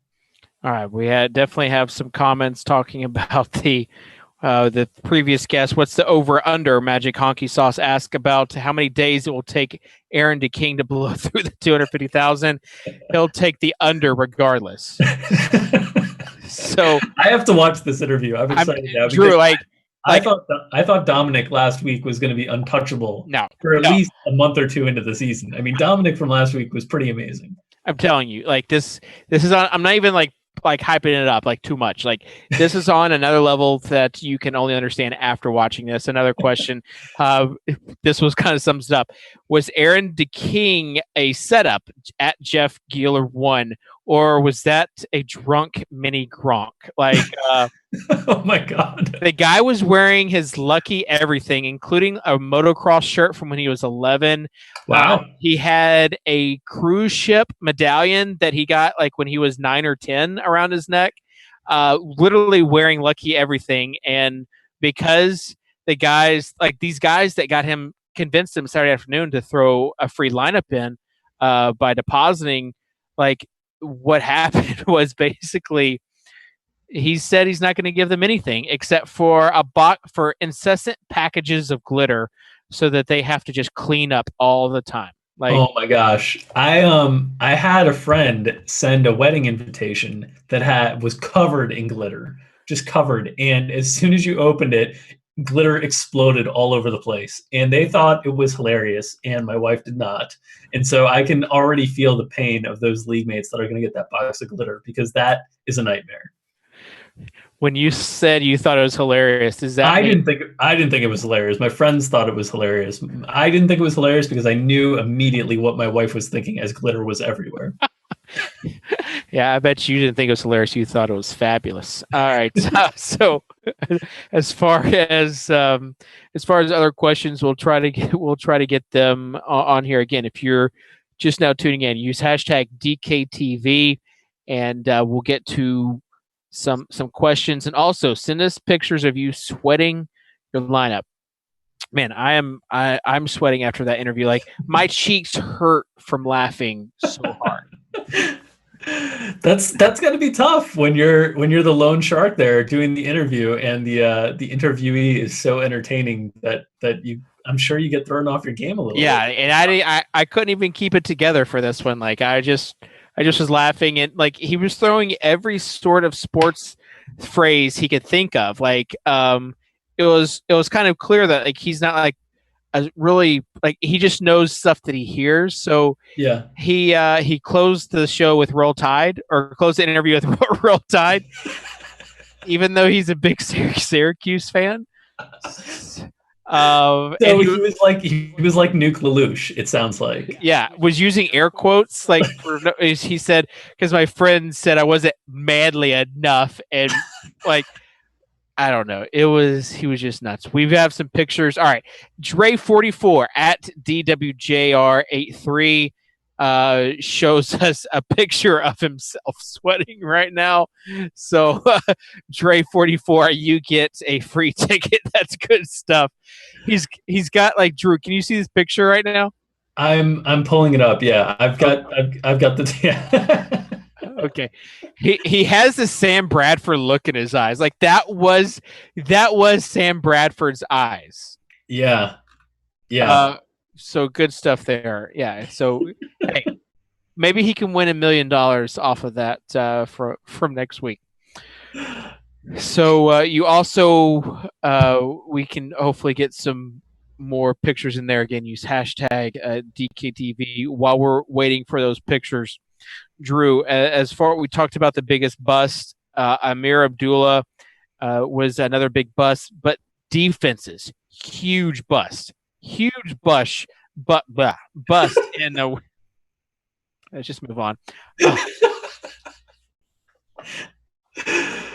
Rams, Dolphins, Ravens. Save me, Drew. Yeah, the defenses were a nightmare this week, and I think that's something that we always feel a little bit uncomfortable with when the best defenses to target in terms of talent and in terms of matchup are on the road. That's always something that's a little bit scary because usually in the NFL, the home teams, they show up, and you see that in the point spreads and different things like that. Vegas gives 3 points to the home team just for being the home team.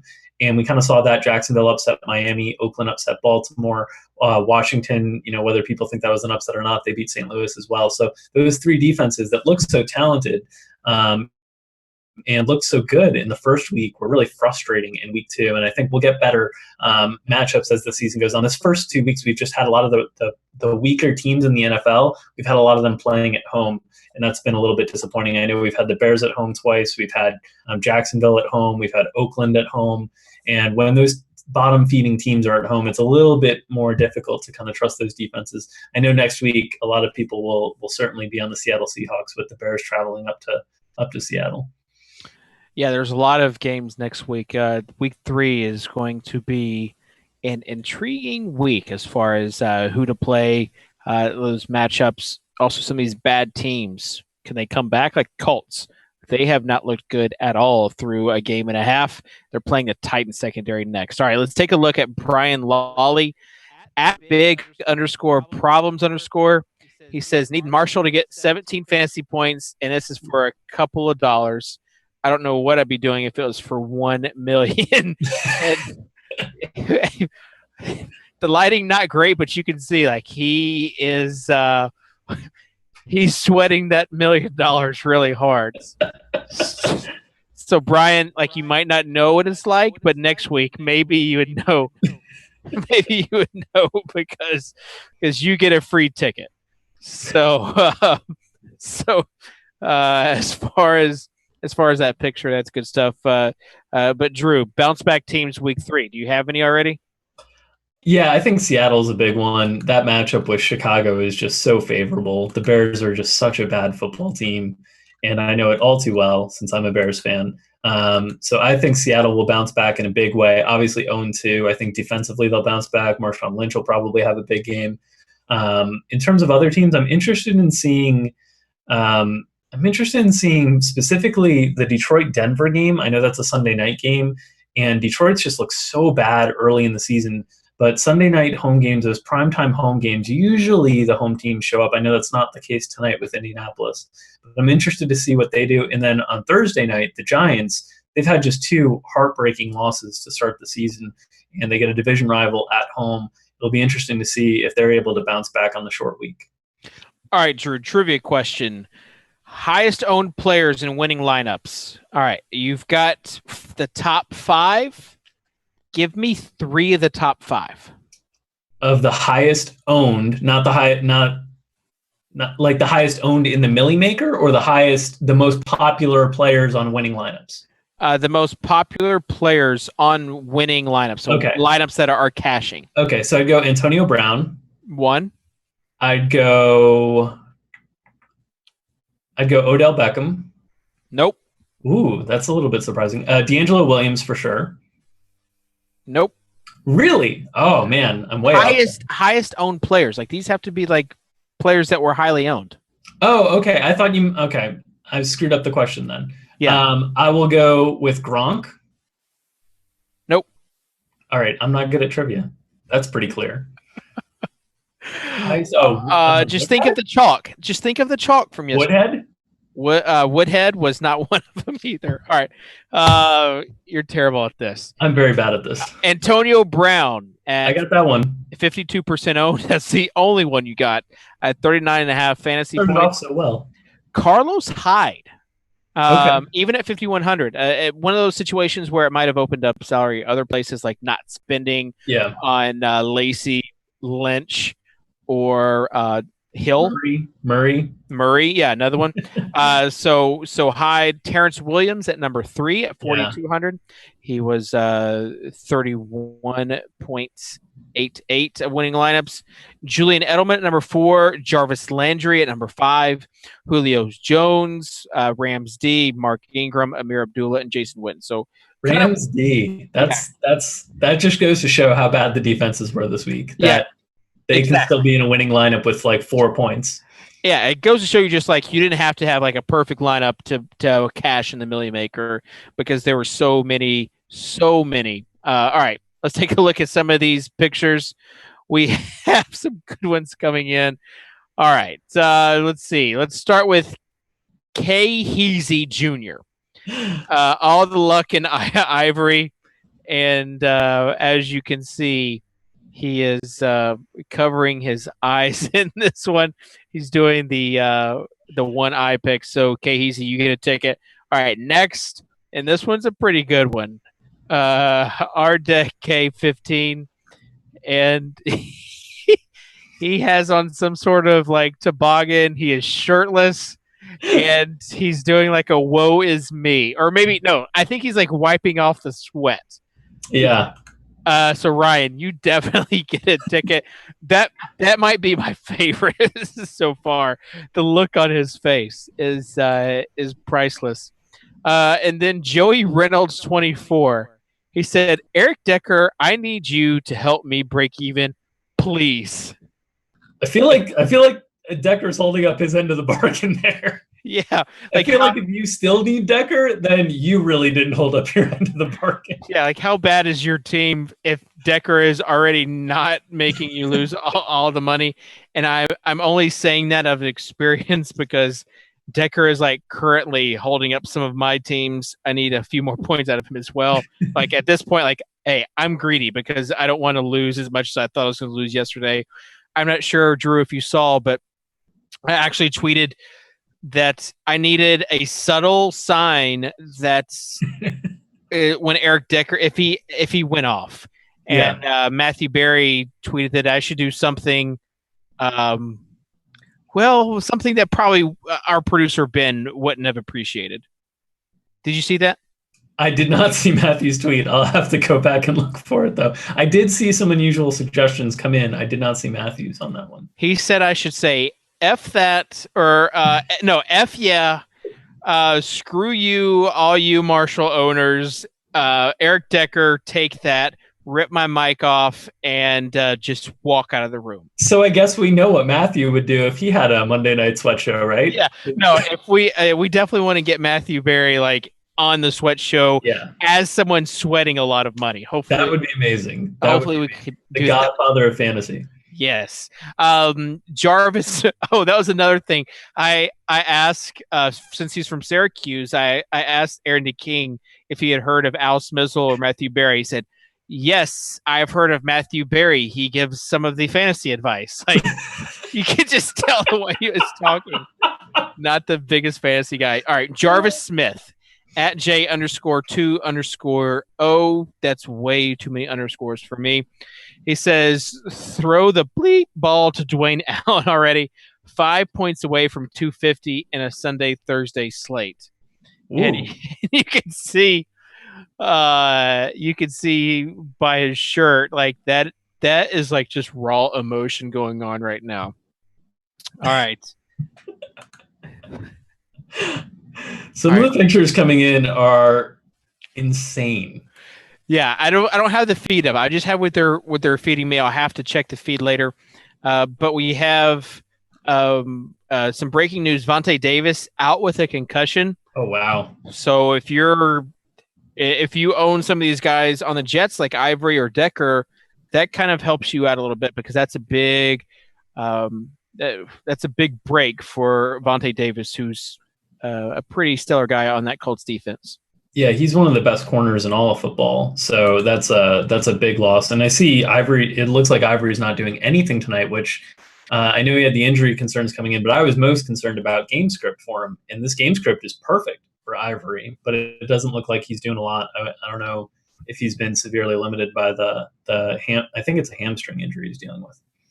Yeah, he's not doing anything at all. A reminder, if you're just not tuning in, use hashtag DKTV. Tweet us pictures of you sweating lineups, and we'll give you free tickets to this week's Millie Maker. Drew, 2 weeks down already, and it feels like the season's already kind of flying by. It's been fun. These stories that we're getting of people playing for their first time on DraftKings or their second week on DraftKings and are having these incredible opportunities to win life-changing amounts of money. It's really, really cool. And I'm sure we'll have plenty of moments during the course of the season where there's, seasoned veterans of DFS competing for these $1 million prize pools as well. But just really cool the first few weeks, some of the stories we've gotten from people trying DFS for the first time. Yeah. I'm looking at some of these pictures now. Good stuff. Good stuff. Everybody participating. This is good stuff. We could just show sweating pictures for the remainder of the time. All right, Drew, we'll let you go. All right. Thank you very much for having me on. All right. Well, thank you for being on, Drew. Bye. Bye, everybody. Gives the patented owl wave to end the show. All right, so that was Drew again, working on a scoreboard update. We have a lot of pictures, a lot of stuff coming in, but as far as scoreboard goes, the Colts doing absolutely nothing. So this the guy that we talked to earlier that said he just now started playing because of fantasy golf. He started playing golf and on DraftKings and thought, hey, I might as well put some football lineups in. He said he won $25 last week and was thrilled. Well, I know that he wants some Colt Andre Johnson shares to go up because he'd be winning a lot more with that triple stack. All right.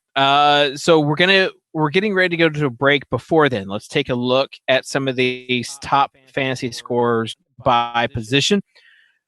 Quarterback, you've got Roethlisberger, Brady, Kaepernick, Derek Carr. That Oakland offense was just a crazy story. And I know that we have a lot of people. Aaron DeKing was one of the guys. Used Crabtree in the flex spot. Crockett Gilmore, another guy that went off. You also had the rookie, Amari Cooper, that went off from the very beginning. So that Oakland offense against Baltimore, that was strange considering everybody had Baltimore. You never want to get negative points after something you think is a surefire. All right, so Roethlisberger, Brady, and Kaepernick. Brady going up against that Buffalo defense. Some people said to avoid because of that, but man, he sure has looked really good the first 2 weeks. All right, going by running back. This is not a pretty picture for top 5 fantasy scorers. Matt Jones, D'Angelo Williams, Deion Lewis, Adrian Peterson, and Gio Bernard. That's basically 4 backup running backs. I don't know what you want to call Deion Lewis, but Adrian Peterson, the only one in there. And again, that was one of the big stories from this week. Wide receivers, Fitzgerald, Antonio Brown, Allen Robinson, Travis Benjamin, and Edelman. So Julio and Odell round out number 6 and 7. Both did good. We talked to Adam Levitan, and he was talking about Steve Smith.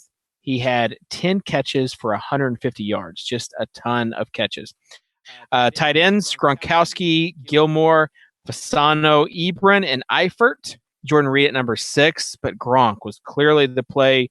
Not too many people had Crockett Gilmore or Fasano or Ebron. So that was it. And then defense, Browns, Cardinals, Cowboys, Bucks, Patriots. Was kind of ugly. So those were the top scores by position. All right, we've got one last picture, and this one's a good one. At BCACC3 Ben says the sweat is really real. Man, this guy, I want to give him a ticket for my own account, but I won't. I'll give him a ticket from the DraftKings account. That's good stuff. So I want to leave everyone watching right now with a picture of Ben just seared into their brain. We're going to take a quick break. After the break, we'll have Andrew Wiggins, Makasupa, one of the DraftKings analysts, with us. So stick around, and we'll be right back after this.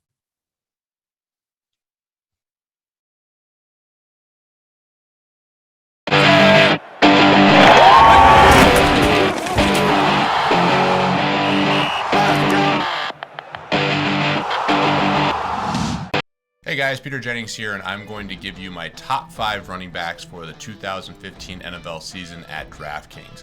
Starting off the list, I have a Bronco. Probably my favorite player this year to watch is going to be C.J. Anderson. I think he has an absolutely monster year in Gary Kubiak's offense.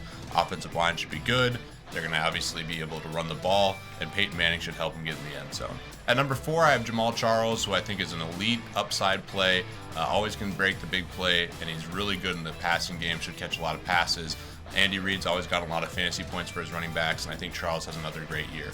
At number 3, I have Le'Veon Bell, who would be number 1, but he's going to miss a couple games to start the season. I think he is an absolute monster. I don't think last year's a fluke at all. Excellent pass catcher, does it all, and I expect him to have a huge end of the season. Number 2, I have Eddie Lacy, who I think is going to be on the best offense in all the NFL. Packers should be incredible. Aaron Rodgers is going to move the ball. Lacy's going to benefit dramatically because he's going to face less people in the box, and he's going to get a lot of touchdowns. At number 1, I have Adrian Peterson. He barely played last year, and I think that's going to be great for him coming into the year fresh. He's an absolute freak of nature, most talented running back I've ever seen. And I think with this offense, Bridgewater is going to actually move the ball really well, and I think Peterson will be hands down the number 1 running back. Make sure to check us out here at DKTV, subscribe, and good luck in all your contests. Winston, Mariota, Yeldon, Cooper. This year's crop of rookie talent is impressive, but will any have a year like these all-time great rookies? Number 5, Ben Roethlisberger. Hard to believe Big Ben is starting his 12th season in the NFL. Seems like just yesterday that number 7 was taking the league by storm, winning his first 14 starts, throwing for over 2,600 yards and 17 touchdowns, taking the Steelers all the way to the AFC Championship. In reality, that was way back in 2004. Time flies. Number 4, Odell Beckham Jr. In 2004, ODB was only 12, which coincidentally is the number of games he played in during his rookie season. But ODB didn't need the full 17 weeks to rack up some monster stats. 1,300 yards, 91 catches, including 12 TDs. Oh yeah, and he racked up some monster highlights too. Number 3, Dan Marino. Here's another rookie who didn't let an abbreviated season stop him from making a splash. In just 9 regular season starts, Dan the Man recorded a 96.0 passer rating, threw for over 2,000 yards, a huge 20 TDs, and led the Finns into the postseason. Hey, he even made unlucky number 13 cool. Number 2, Cam Newton. There was the hype, and then there was the season. Number 1 broke the rookie passing record with over 4,000 yards and 21 TDs, numbers that alone would put him on this list. But oh yeah, then there were the 706 rushing yards and 14 TDs on the ground, yet another rookie record. Superman indeed. Number 1, Randy Moss. There are rookie phenoms, and then there are unstoppable forces of nature. The future Hall of Famer's breakout year was nothing short of show-stopping. 69 catches, 1,300 yards, and 17 TDs, including his Thanksgiving Day bonanza in Dallas, where he racked up 163 yards and 3 TDs on just 3 catches. Did we miss anyone? Share your top 5 list in the comments below. And for more, subscribe to DKTV. Hey everybody, Gronk here.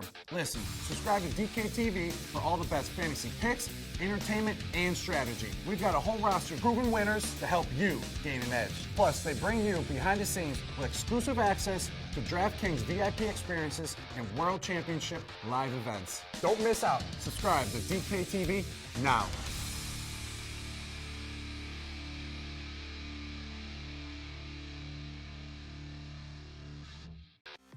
Hey everybody, this is Drew Dinkmeyer, aka Dinkpiece. I'm one of the DraftKings pros, and I'm here today to bring you my top 5 quarterbacks for the 2015 NFL season. These are my top 5 fantasy quarterbacks, so let's start with number 5. It's Might be a little bit of a hot take, but Tony Romo is going to crack my top 5. Ranked 22nd in the NFL last year in dropbacks. I expect the volume to be back with DeMarco Murray out of the picture. Less reliable running game means more passing attempts for Romo. Also means more opportunities around the red zone for Dez Bryant, one of the best touchdown converters in the league. I think Romo's passing stats take a big tick forward. Top 5 fantasy quarterback season coming from Tony Romo. Number 4, go to New Orleans. Drew Brees. People are going to be concerned about the loss of Jimmy Graham this year. I'm not concerned. Athletic backup tight end Josh Hill will fill that void, and he finally gets that safety net running back in the passing game that he missed last year without Darren Sproles. CJ Spiller is going to make a big impact in the passing game. I think Drew Brees is still going to be a top 5 fantasy quarterback heading into this 2015 season.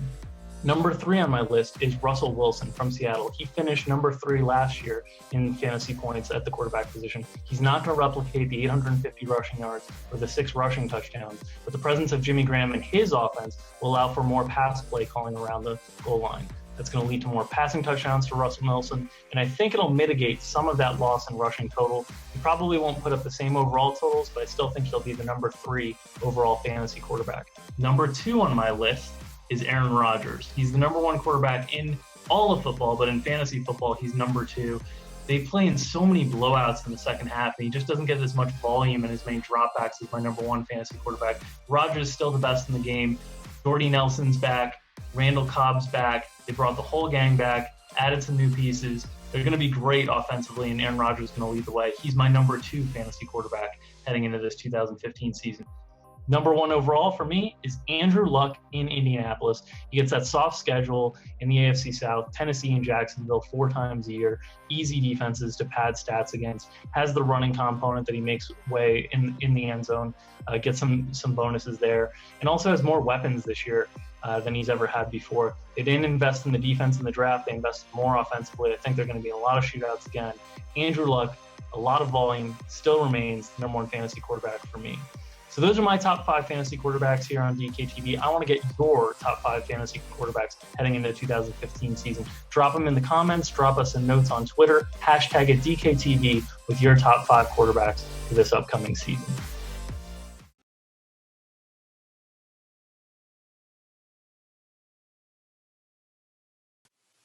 And we are live here from Boston, and it's the DraftKings Sweat Show Week 2.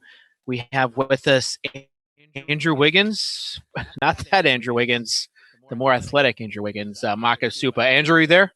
Yeah, the original Andrew Wiggins is what I like to say.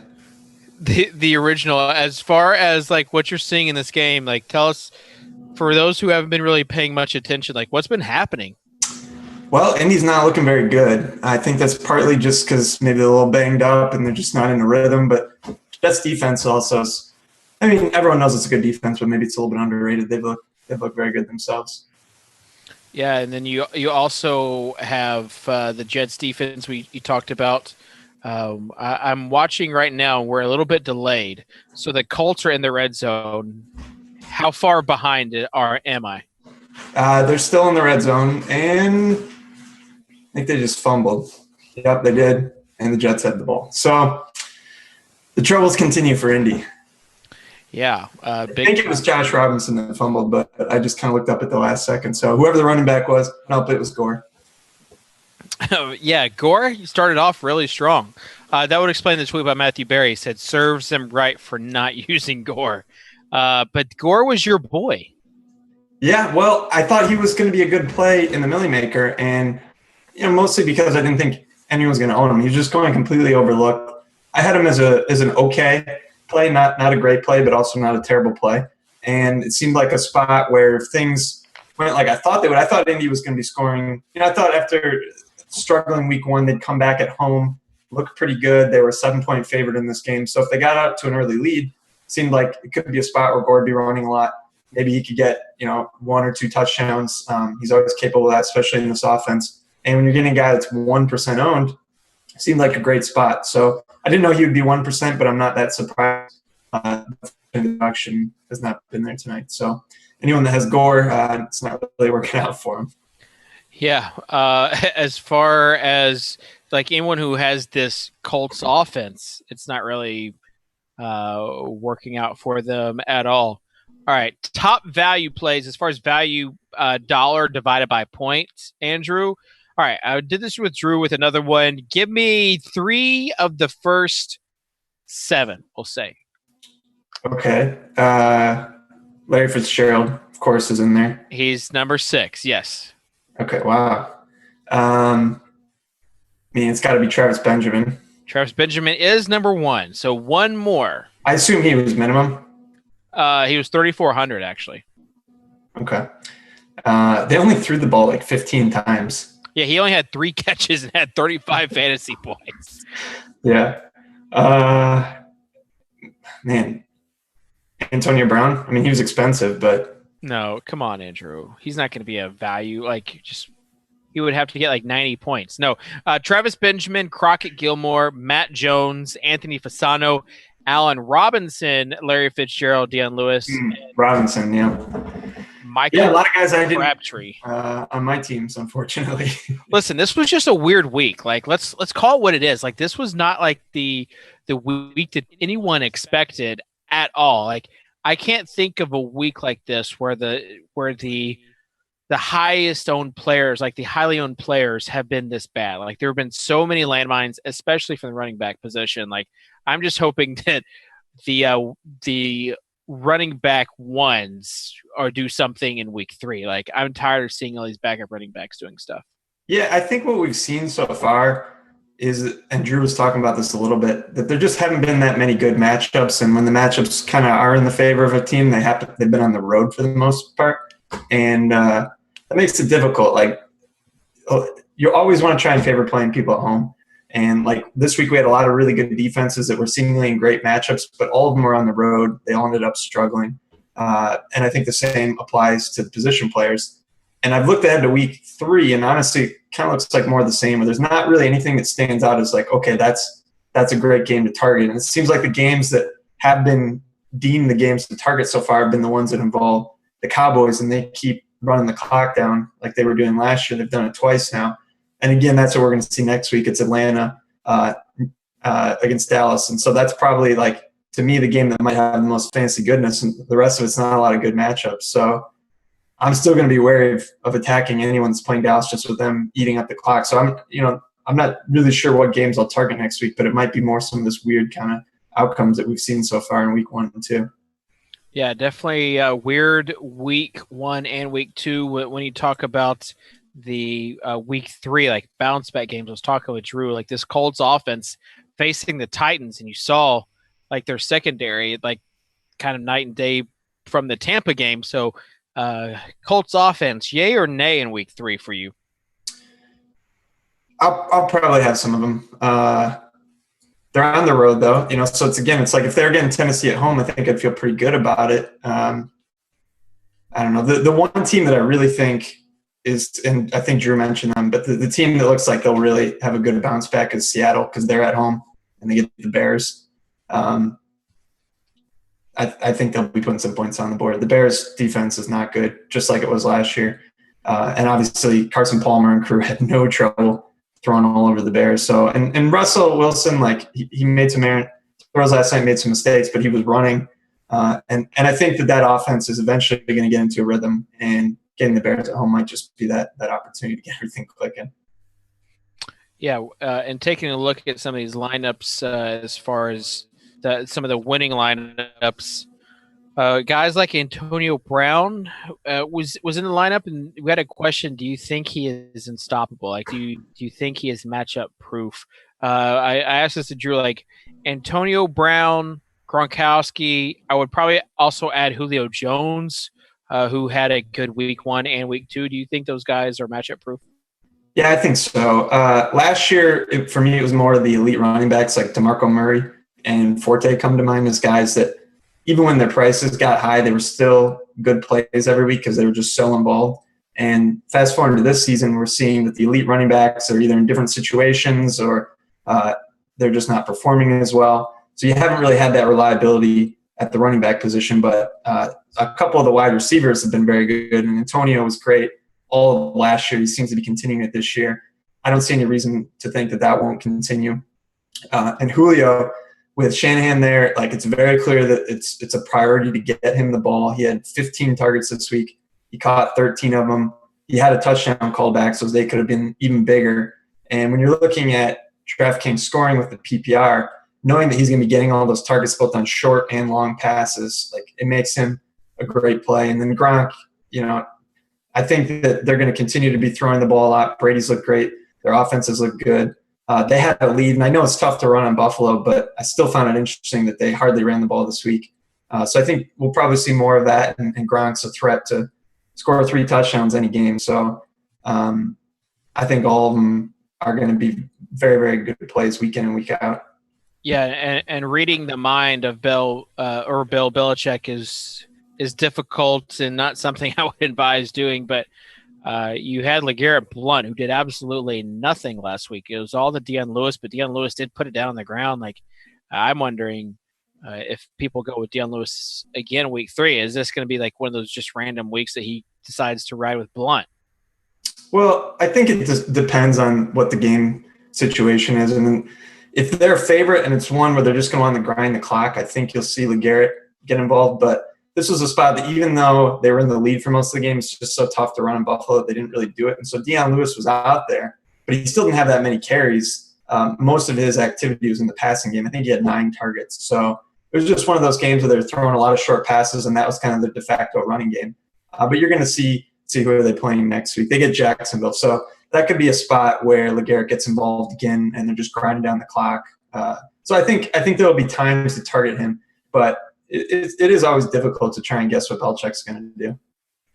Yeah, as far as the game going on, do you have any Eric Decker shares? Yeah, I had him in the Millie Maker a decent amount. I think we had talked about him on the show, our preview show, just that we figured that Vontae would be on Marshall, so that would open up things for Decker. And it's kind of played out that way, although Vontae went out with a concussion. The thing was Decker was hurt most of last year. He had some huge seasons, and I know Peyton Manning was throwing him the ball. But the guy's a good receiver, so I won't be surprised to see him have a good year this year. I was targeting him in season-long leagues, and he's looked great tonight. So, unfortunately, he's not on any teams of mine that would potentially be in contention, but he was definitely a good play. I think he's around 4%. So it's just another of those guys that has a lot of upside that was kind of going overlooked.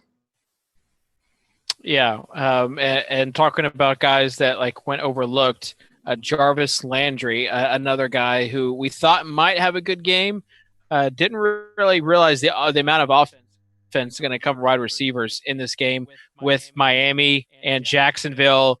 You had Allen Robinson and also Jarvis Landry, and just a lot of offense for Landry these first 2 weeks. Is he a guy that you might think about in week 3?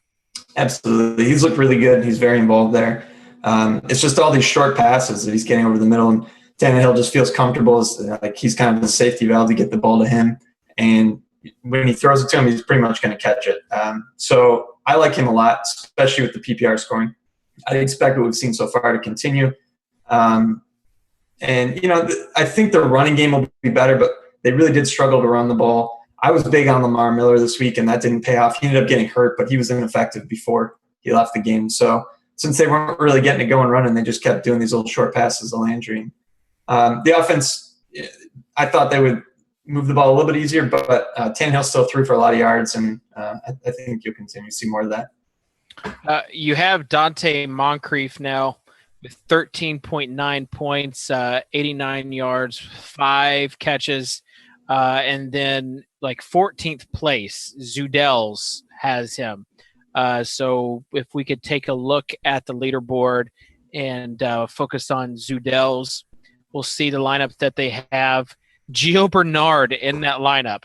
Jared Cook in that lineup. Steve Smith Sr. In that lineup. So as far as lineups that are kind of ugly, that would definitely be one of them. Yeah, it's interesting to see Moncrief at 7.5%, given that we knew, well, we weren't certain, but it sure sounded like Hilton was going to play. And I thought Moncrief was a really good play if Hilton didn't go. But when we knew that Hilton was likely to play, I thought he was a little bit expensive. So definitely a little bit high in the ownership for my liking at his price. If he was like a min play, yeah, sure. Maybe you just kind of hope that Hilton isn't doing much, but definitely interesting to see that. I really like Steve Smith this week. I think that was a really nice play to get a guy like him for 7% to just, I mean, he's always got a lot of upside, and there's really no one to throw the ball to there. It's a good matchup. Kind of seemed like everything lined up for him. And, Gio Bernard, at that price point, 4,500, I was looking at Tevin Coleman or Amir Abdullah, but that's kind of why we're looking at this guy's lineup and not mine. And Gio, he's there, like he's still getting the touches, even though Hill's the guy that everyone's talking about. Like Gio hasn't been getting as many touches as you want, but sometimes like when they get behind, they involve him. And in this case, Jeremy Hill had 2 fumbles and they benched him. So, maybe a little lucky that Gio had the output that he did, but you got to have these guys and no one else has to beat 425,000 people, and you need him to do well. So I don't really have a problem with that. All right. I think we have Pete. Maybe Pete can be joining us. Maybe we can have them both, Andrew and Pete, on the screen. Pete, are you mad at me for that Vine that I posted earlier? I haven't even seen it yet, Dave. So it shows how bad I am. Okay, good. Because I did an impression of Drew last week, and I did you this week, and I'll do Al next week, and then Andrew probably week 4. So, but Pete, I'm excited to see it. If it's an impression, I know it'll be making fun of me in a good way, Dave. It's always going to be making fun of you. But like yesterday was a bad day. Like it was like dark Sunday because of all the landmines. Talk to me a little bit about how you fared. Really bad. Pretty much everything. The guy I was heaviest on was Tevin Coleman. So I really liked his matchup and was really bullish on him. Things were looking up after he scored, and then I didn't even realize he got carted off the field. And then from that point forward, I mean, it was just a total bloodbath in terms of what could go wrong, went wrong. That Cowboys game, not really what I expected. Just a bad week. In the history of my daily fantasy career, I guess, I think that was my worst week in NFL ever. Yeah, like I think Drew kind of said that also in the chat. Like every landmine, like especially like guys that play cash games, right? So the guys that played the head-to-heads, the 50-50s, it seemed like all the quote-unquote safe options weren't so safe. You've got Jeremy Hill, Marshawn Lynch, 2 quote-unquote safe running backs again, and talk about like just huge landmines. Does this affect like your your strategy for the next week? No, it doesn't affect the strategy really. I mean, I'll definitely look at things, and I certainly, I don't feel terrible about my preparation, to be honest. I thought I had relatively good lineups, and looking back on it, I'm not too upset. The real funny spots were just the Saints, and then that Eagles-Cowboys game really didn't have any production. And things like that happen. So certainly going to continue to try to work harder and try to be smarter about everything. But, I'm not going to change too much. I know this stuff can happen, and I was on kind of a core group of guys, and they just didn't perform. So, it was just one of those weeks. I did have some Larry Fitzgerald, which helped a little bit, but still just the core plays. I mean, my quarterbacks for the most part were Breeze, Bradford, a little bit of Romo, and a little bit of Palmer. So it was pretty ugly at quarterback, and everything else was bad too. Yeah, Carson Palmer looked really nice. I'm seeing right now, I'm a little bit delayed, but I'm seeing another Jets interception. Man, we'll talk about your boy in a second, Pete. But as far as Carson Palmer, for an old guy, he's playing pretty well and has some weapons around him. David Johnson is just an animal. Yeah, he is. And Palmer looks great. And, he's one of the best pure passers in the league, and give him time, he's going to be great all year. And just one of those things. I initially had more of him on Thursday with Fitz and Brown, but then I got a little scared. Levitan with the sharp money on the Bears, which somehow got me a little nervous about playing so much Arizona guys. But it was just bad all around. I know a lot of us not so happy about a lot of things that happened. But yeah, Palmer going forward, as long as he has time, he's going to be a great quarterback. All right, let's talk about Andrew Luck. Has been terrible. 12 for 26, 128 yards with 2 interceptions. The Jets did get a little lucky that that Frank Gore just like fumbled right on the goal line. But defend your boy, Pete. 2 weeks in a row, Andrew Luck has not looked great. No, he has not looked good either, and the week continues with bizarre stuff. Yeah, I mean, I think that this is 2 tough defenses. You're facing 2 of the top defenses in the NFL with the Jets and the Bills. I was a little surprised this week, but one thing that's really been surprising me is their receivers have not been able to get open at all. So I think part of it's on Andrew Luck. That fumble is really bad by him, but the rest of it, I mean, he's not, he's having trouble finding guys open. So that's always a challenge when your quarterback and your receivers are struggling. And I think a lot of that has to do with the Jets secondary, which is elite, obviously. Yeah, and a good chance for a bounce-back week next week, talking about the Titans and the Colts. The Titans hosting the Colts with a terrible secondary. I'll be at that game, and we talked earlier with Adam. As far as like the proper protocol, I'll ask both you guys because you both go to events. Andrew, you in Chicago, Pete, you in Denver. What's the proper protocol when you go to these events and you're sweating games from that event and you really using teams that are the away team in the event? I'm a pro at that. I go to Coors Field all the time. So right. I've gotten a few stares when I'm wearing a Rockies hat or a jersey and I'm cheering for whoever, like Ryan Braun hitting a home run or something like that. But yeah, it just, you got to do what you got to do, Dave. Your guy might get beat up, but I mean, I don't know. It's one of those things. You just have, I mean, you can't, I mean, when you have someone, you have a lot of exposure to them in daily fantasy and they hit a home run or score a touchdown, it's kind of hard not to get a little excited, you know? And our cities aren't really that bad. Now, Oakland, San Fran, Philly, those are the cities you probably don't want to do too much of that. And Andrew, what about like, you always have those courtside seats to the Bulls games, right? I wish. So, yeah, I mean, the Bulls I care about a lot, so I try not, especially if I'm at a game, I wouldn't be cheering for the opponents, even if, I'll kind of be cheering in my head, but I wouldn't say anything out loud. I've given up on the Bears at this point, so I won't be going to any games, but if I was there, I'd probably be cheering. I want them to lose just to bottom out, and maybe we can get a quarterback, since Cutler certainly isn't the answer. But, mostly I generally care more about DFS than my actual teams, with the Bulls maybe being the exception. All right, make sure you're submitting questions using hashtag DKTV. We'll get to them, and if we get to them, we'll give you a free Millionaire Maker ticket. All right, Danny Crum at DK I lose a lot. That's his Twitter handle. With Bell coming back, could D'Angelo be that sneaky GPP play next week with his low ownership, with everyone fading? Talked with Adam earlier. He thinks that Bell will be eased back in, but still probably not. When you're talking about taking away touches, probably not a great ceiling play for D'Angelo Williams. Pete, I'll start with you. That's not a play I would make, but maybe I'm wrong. I just with Le'Veon Bell coming back against St. Louis, that's a really, really tough matchup. I don't see that much opportunity for him relatively, and it's hard to really reach that massive upside you need in the tournament to win. That being said, contrarian stuff worked really well this week, and that certainly would be a very contrarian low-owned play. Maybe not as low-owned as normal, though, since he had such a big week this week, and people are just thinking about him, and maybe they don't even realize Le'Veon Bell's coming back, but that's not a play I would make.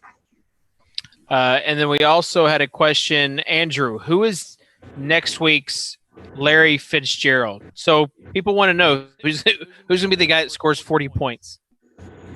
It's a good question. I already mentioned it, but there's not one guy in particular there, but it's Seattle, and maybe it's Jimmy Graham. But that just seems to me like the spot, and playing Seattle defense, they might go for 40 points. Like Jimmy Clausen, poor guy, he had this cush job being a backup 48 hours ago. Now he's got to go play in Seattle, and it's not going to be pretty. Definitely like Clausen would be a guy to target. Another question that came in, Peter, I'll start with you since you're the Broncos fan. You actually talked about last week, but Elementrus Rat says, is it time to start playing defenses against Peyton Manning? That's interesting. I definitely think there's some merit to it. And going into Detroit, I definitely think that makes a lot of sense. The reason there's merit to it is the offensive line is so terrible. Historically, Peyton Manning hasn't really taken many sacks, and he does take chances downfield, so he has thrown interceptions in the past.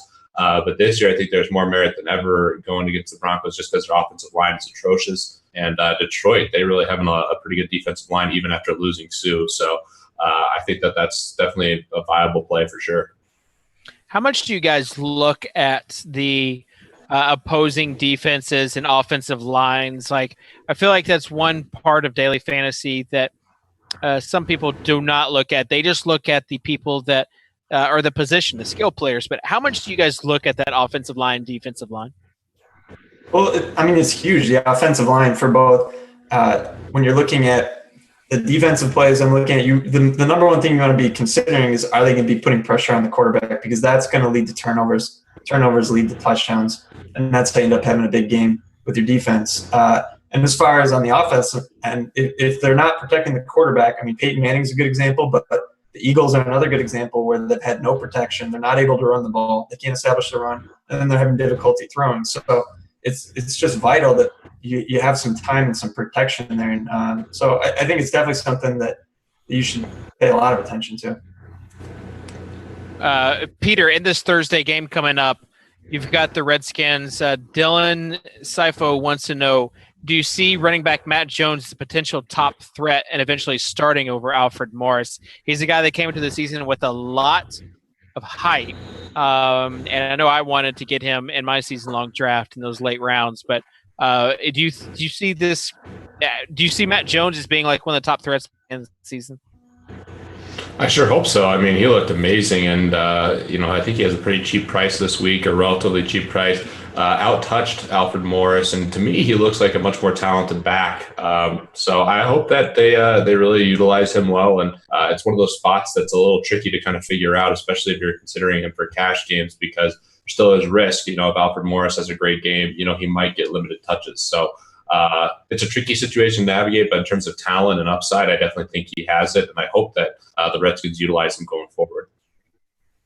Yeah, that's another thing talking about offense is that, typically in the past, the Redskins running back situation has been kind of murky. So I'm not ready to play Matt Jones just yet, but man, he did look good. Another guy that looked good, David Johnson, just I don't know how long you can keep him off the field, Andrew. Yeah, they came out today, Aaron, said that Chris Johnson's still the back there. Seems a little crazy. David Johnson looked quite a bit better. Chris Johnson had 72 yards. And he actually had 20 carries, so the opportunity was there. He didn't do a whole lot with it. And every time David Johnson touched the ball, it seemed awfully electric. So I think that's going to change. But Ellington's going to be back, and not this week, but maybe the next week, or if not, probably the week after that. So that'll put another wrinkle there. And it might just become a situation where you don't really want to target anyone for daily fantasy. Yeah, Thursday games, we talk about, do you want to play it or do you want to not play it? So this Thursday night should be some sort of fantasy plays in that. Peter, are you want to play this Thursday night game or not? So in general, my philosophy is always not to play the Thursday night game, especially for tournaments. I think that there's a lot of merit to fading it just because the plays are going to be so heavily owned. In this specific game, there's one guy who really stands out as an elite play, and that's Odell Beckham. Washington's very stout against the run, which means teams end up having to pass against them. So that sets up perfectly for ODB and even Eli Manning. So this isn't a dream scenario for me. I actually liked last week a lot, which sounds crazy as a huge Broncos homer. Pretty much faded the game entirely with the exception of the defenses. And that set up to that actually started off looking pretty good until Sunday happened. But this week's kind of a tricky spot for me because I do think, this game was in a Sunday slate. Someone I'd be targeting heavily is Odell Beckham. I also think Eli Manning is a good play. So it's tough for me, and you have to look at Washington as well. I think Jordan Reed, Pierre Garçon are also good plays too. So this is not the ideal scenario for me because I like to fade it because ownership percentages are so high. But, in my cash games, I'll definitely have to consider having exposure. I'm curious what Andrew thinks about this game. Yeah, the same guys are the guys that I would consider. I haven't seen the prices, but this previous week, Jordan Reed and Garcon are both good plays there under price given the opportunity they're going to have at the targets and Deshaun Jackson. Now, Jordan Reed finally looks healthy, and he might be able to string together a number of good games. Kirk Cousins and him seem to have some chemistry. So he's a guy that I'm probably going to be continuing to look at. But again, it always comes down to price. And so I don't know if the prices got bumped after having pretty good games this weekend. And Odell, he was a guy that I was on a lot in the tournaments this week because he did have such a poor week one, and it was on a primetime game. So I figured people would generally be staying away from him. And he has as much upside as anyone in the NFL. He showed it when he broke that 70-yard touchdown. So he can do that anytime. He did it a bunch last year. Odell's always a great play in tournaments. And he was owned a little bit more than I thought he would be. But if you paired him with Eli was only like 2% owned. So I like that, even though it didn't completely work out. I thought that was a pretty good stack to have in the Millie Maker this week. You have the top team. Did you guys have a chance to look at the top lineup in this contest? Pat from New York, Orchard Park, New York, is killing it with a 246 right now, and it looks like he's going to stay on top.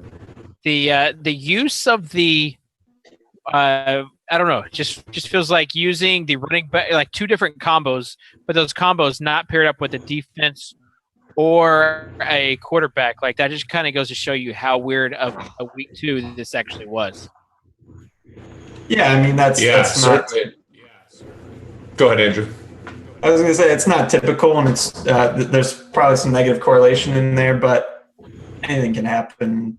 It certainly worked out for him. Did you notice that, like 20 points back, there was a guy that had Andre Johnson in his flex, who cost a little bit more than Eric Decker, but not much. So they're kind of in the conversation. I think if you had put Decker in there, he'd either be in first or very, very close. So I kind of feeling it for that guy.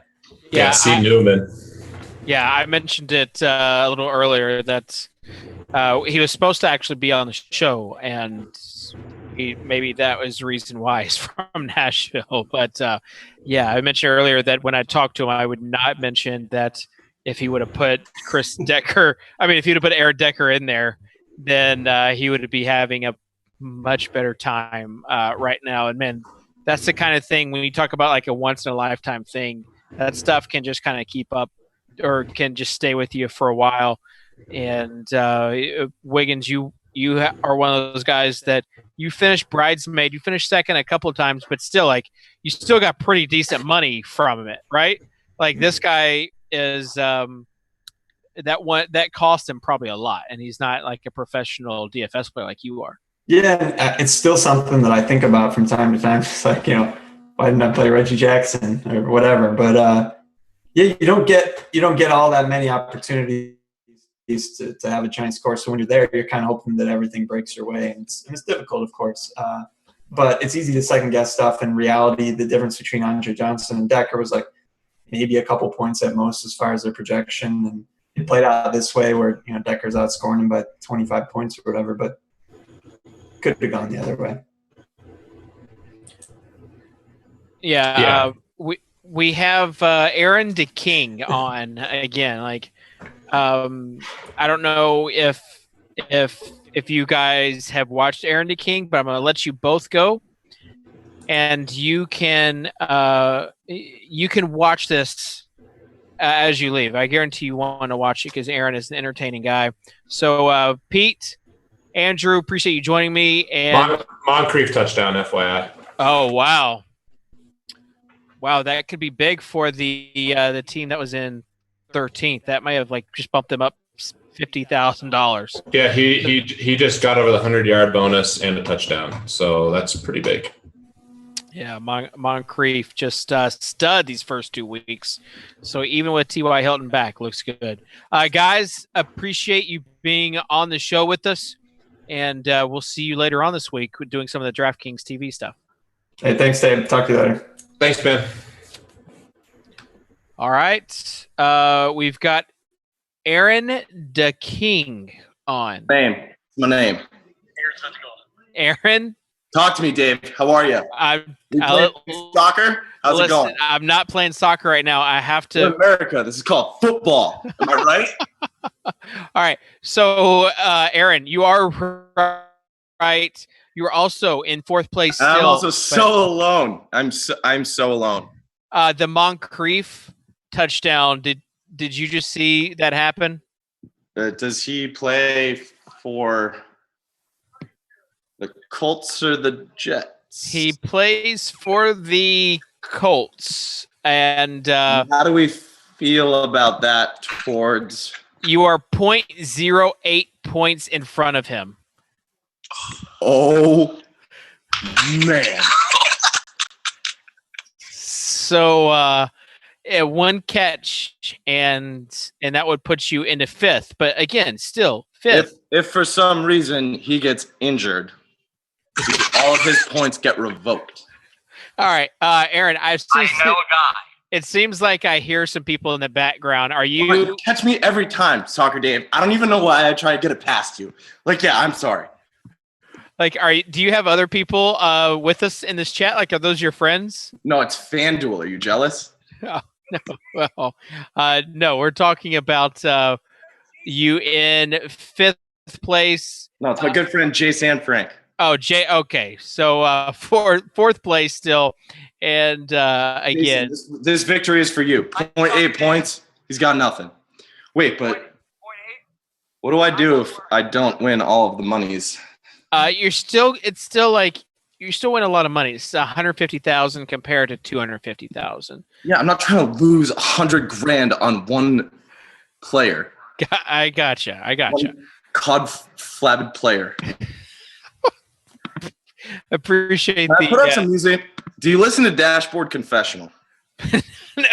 A Dashboard Confessional, is that a little like emo? Is that like describe your mood right now? That's my middle name. If I lose $100,000 because Dante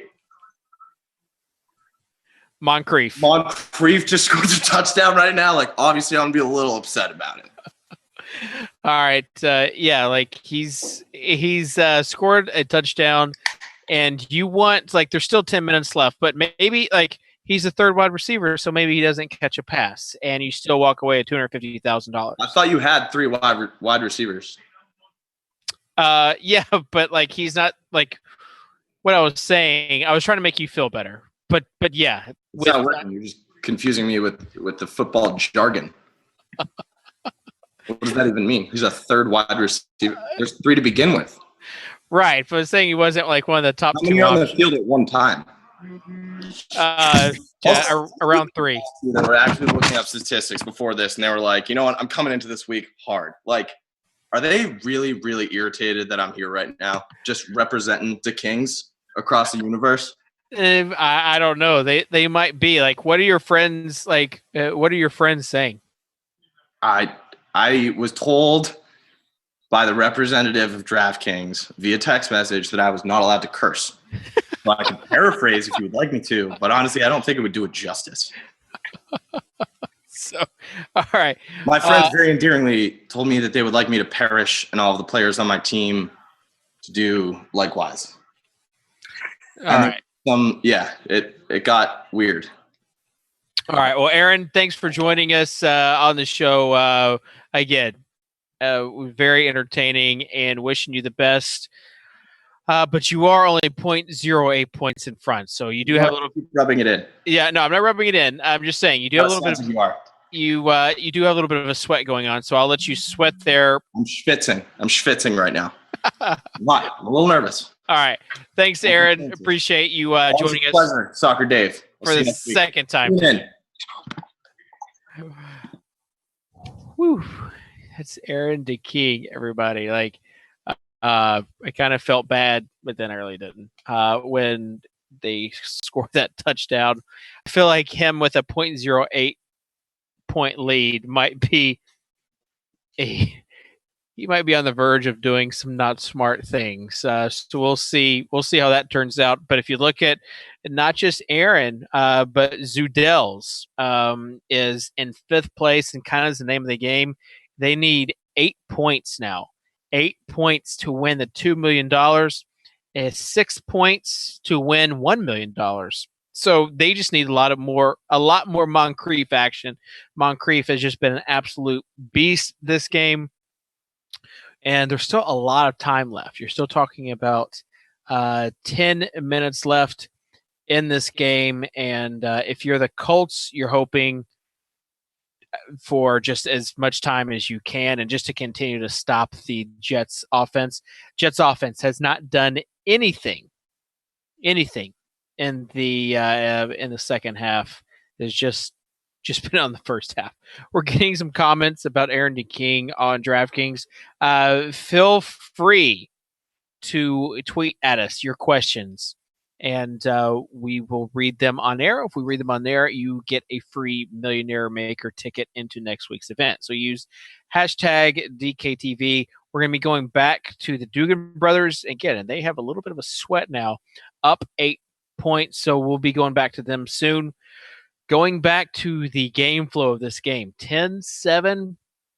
And if you're the Dugan brothers, if you're Aaron DeKing, if you're any of these guys up top, you're just hoping for to run the clock out. And you have Fitzpatrick. They are moving, so they're at the 40-yard line. The long pass to Quincy Enunwa, and this is what it's all about. This is the sweat. Like, I'm sure Pat there in Orchard Park, New York, things got a little bit real when you see Dante Moncrief just going insane. 26.5 DraftKings points, 115 yards, 6 catches, and a touchdown. And, of course, so if you go over 100 yards, you get the bonus. Eric Decker, who had 91 yards in the first half, just has 1 catch, missed the second catch in the second half. That would have definitely put him over the bonus, but 1 more catch, basically, and he gets the points for the catch, the points for the yards, and then 3 points for the bonus. So the catch is going to be have a 3-point bonus onto that. As far as looking at some of these other teams, we've got C. Newman still in 16th, and you don't want to rub it in too much, but the other 2 options he could have used, talking about in that flex spot, were Moncrief and was Decker, and he would have been up there had C. Newman. If you look at his lineup, like this is the one spot in the lineup that didn't do particularly well, and unfortunately he's still in 16th place. The guy that we talked to earlier from New York with the Andre Johnson, Colts, and Andrew Luck team, I don't think he's going to win too much tonight. So we'll see. Tom just said, I'm nervous for all who are involved. I'm not even in it. Hashtag DKTV. That's kind of how I feel. Like there's just a lot of stuff going on. So let's take a look at the scoreboard. And again, we have a lot of different contests, a lot of different cues. The Dugan brothers, MDG Kathy 843. So presumably a female in 3rd place, winning a lot of money. Aaron DeKing, Zudels, Gageman 72, and that is okay. I'm getting confirmed she is a female. So Kathy with the K is a female. Some people throw that off. So now you have the Jets in the red zone, and they're moving, and we'll see. We'll see if they do anything. I know people that have Decker, that have Ivory for their cash games for some of their tournaments, want to see them do well. And also, I'm not sure if you are one of the other team, like if you are the Dugan brothers, like what do you want to see? Do you want to see a field goal or do you want to see a touchdown? If they're a touchdown, they're going to get a little more hurry up and potentially go to Moncrief more. If it's just a field goal, maybe they don't. So we'll see what happens there. And again, Fitzpatrick outperforming Andrew Luck, 20 for 32, 220 yards, a TD, and an interception. You just had Brandon Marshall. Is that a touchdown? It is. Brandon Marshall just scored a touchdown, 7 catches, 101 yards, and a touchdown. So not only did he get the touchdown, like Moncrief, he got the touchdown and the catch yards and the bonus. So we'll see if that did anything. But up 17-7, and now Pat has a sweat. So we will keep you updated as far as the guy who's in that's winning $2 million, and see what else we have coming up. Let's take a look at what Twitter is saying. That dude is crazy. Will the Cowboys still hold it down without Romo? And that is a question. I think some people are saying that they're still okay. Like they still, Whedon was 7 for 7 yesterday when he came in, and you take a look at what he's doing with no Dez. I think they're going to rely on their running game and really stress that running game and maybe even some of these short passes. So right now, watching a little bit on delay this Jets drive, and Fitzpatrick, he's looking good. So now Andrew Luck has some ground to make up. And who would have thought the Colts and the Seahawks both starting 0-2 at this season? Okay, so taking a look at what we have here, top value plays again to read: Travis Benjamin, Crockett Gilmore, Matt Jones, Anthony Fasano. The day of the backup basically this week, and that's why some of the chalk has been so bad. Top fantasy scorers by position: Roethlisberger, Matt Jones, Larry Fitzgerald, Gronkowski, and the Browns defense. And I think while I've been stalling, we have Pat ready now. Pat, are you there? I'm here. Can you hold your phone sideways? Okay. All right. So we're 0 for 2 for that. So you can just hold it the other way. Don't worry about it. There you go. All right. Pat, the sweat just got real with Zudell's now with Moncrief, and this becoming a situation where they have to pass. Like, how are you feeling about your chances becoming? I just started freaking out because nobody's been within 20 of me, and now all of a sudden he's 8 point something points close to me, and the Jets scored way too quick. So if Moncrief gets 8 point something points, he would actually pass me. And I haven't been this close since last night for the 8 o'clock game. So now I know why you guys call it the sweat zone or the DraftKings sweat, because I'm sweating my butt off right now. Yeah, I'm freaking out a little bit. Is your brother there with you? Yeah, he's right next to me. He's not as good looking as I am, but hold on. Right here. How nervous are you? He's more nervous than I am because I want him to succeed here. But yeah, I'm a little nervous myself. I think Moncrief needs to get an injury. Moncrief needs to blow out an ACL or something. Oh wow! Maybe an accidental cut to the Achilles. No, I think the tactful thing to do is to say that you want just a slightly sprained ankle. You don't. Feels pretty bad. Yeah, or maybe Moncrief needs to go to the bathroom and doesn't come back. Right. You don't want to bring that daily fantasy karma on you for wishing an injury on somebody. But yes, exactly. No, we would never want to do that. Yeah. Maybe some Rehypnol in the Gatorade. Yeah. As far as this is an obvious passing situation now for the Colts, but have you guys been celebrating with each failed possession, basically? Yes, we have. Definitely. Yes, a lot of drinking going on. Not too much. Not excessive. Not excessive or anything. But we are Irish. I just did a shot when I was on St. Patrick's Day when Moncrief caught that. Moncrief caught a small pass again. So my lovely cameraman just told me that again to freak me out more. But that's okay. Yeah, that pass will put him in front of Aaron DeKing. That was a $100,000 pass to him, and it definitely looks like they're continuing to go to him. But you still have these. It needs to be more than a couple short passes for him to pass you by, Patrick. It's going to take more than some short passes. Yeah, 8 points. You would need a touchdown and plus 20 yards. Yeah, and from the opposite side, you have. Now actually I find out he needs 6 points. So he needs a touchdown or he needs a 60-yard catch. Yeah, he just moved into. Hit him, yeah! Yeah! Give me some!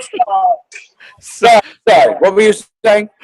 No, I mean, I want you guys to celebrate 6, a little bit less than 6 points behind. Obviously, something could happen. I can't even see what happened, but you want the Jets to get the ball so that they just run the clock. Like Exactly. That's what I want. I wanted them to stop passing and start running the ball, but it's the Jets. What do they know?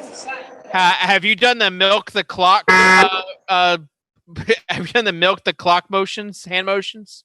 Oh yeah, I've done it. I've done pretty much everything. I even did a jig like in the last Boy Scout with Bruce Willis at the end. I did almost like a rain dance for Native Americans to make sure he doesn't catch anything else. I'm trying everything right now. Yeah, there's a little bit under 5 minutes left in this game, and you want the game to end. If the game ended with you still in first place, what are you going to do? What am I going to do if I'm still in first place? Yeah. First thing, as you can see, I got this lovely one tooth left. So I'm going to fix my teeth first of all. I also have a broken back, and I'm going to fix that. We just got an interception.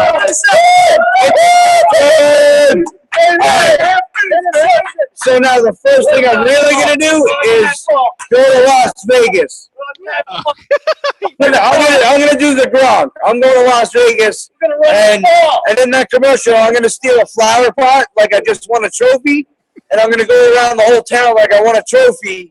And we're going to, as my brother just said, champions. So we're going to do the whole chant of like we just won a championship. And we're going to go around Vegas and get pretty stupid. Is Vegas coming before or after the teeth? That'll probably, it depends. It depends on how quickly I can get my money. Most likely, I don't care the way I look because obviously I'm still gorgeous the way I look, even with what I'm going on. Yeah. But I'll go to Vegas, no problem, with or without teeth. But the first or second thing would be getting the teeth fixed. Yeah, you got 4.5 minutes now with the Jets with the ball, and you just want them to intercept it. I want them to run that ball, but it's the Jets, so you never freaking know. Yeah. For all they know, they can go 3 and out on 3 passes. So. And you are a Jets fan, so like this I'm is a Giants fan. I'm a Giants fan. Oh, you are a Giants fan. I'm sorry. Yeah. So this makes it even better. The fact that you are you're cheering for your rival. We're rooting for the enemy. It actually sickens me a little bit.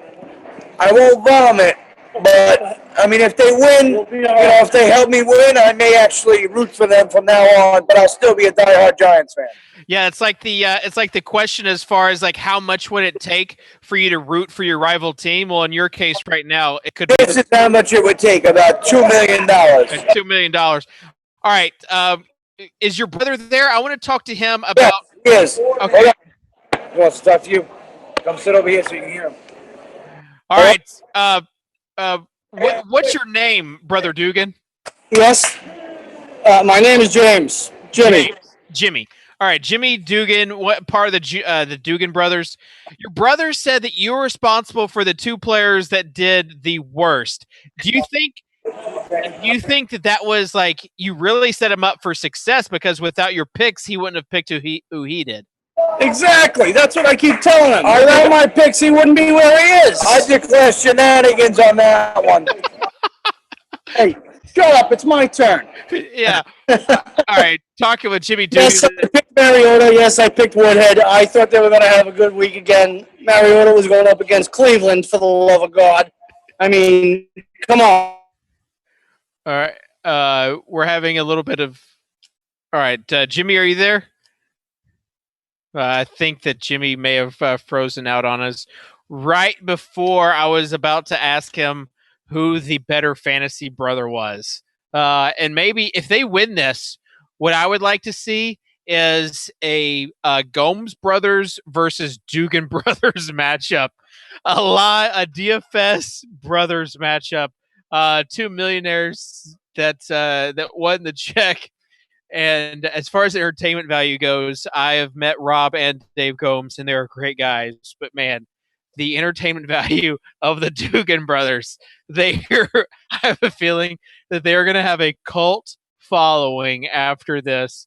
It just seems like two nice guys, and you saw Patrick say he just had kind of fallen on bad times with a broken back and only one tooth. So, man, what a feel-good story! What a feel-good story if they win the $2 million, the top prize, and right now they're 6 points and 4 minutes away from doing that. So they completely dropped, and to be honest, I'm not sure if we're going to get them back on. You heard them saying that they're celebrating.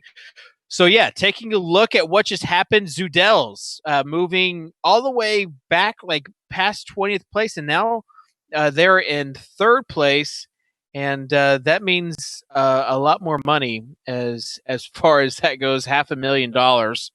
And Aaron DeKing moved down to 150,000. So I'm actually glad that he wasn't on the air when we filmed. So now it's up to the Colts to decide what's coming on.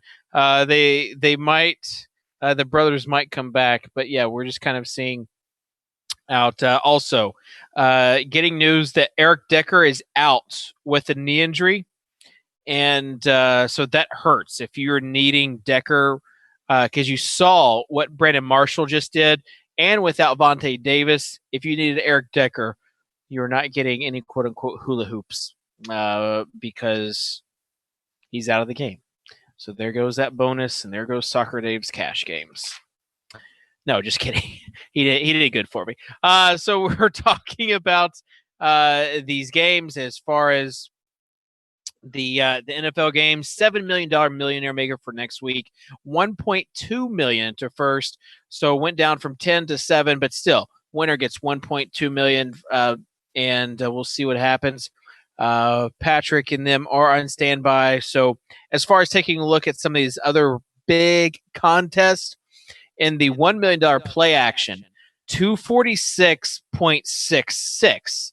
And again, another case where first we're not entering the million cost them. Hearing some very choppy audio right now.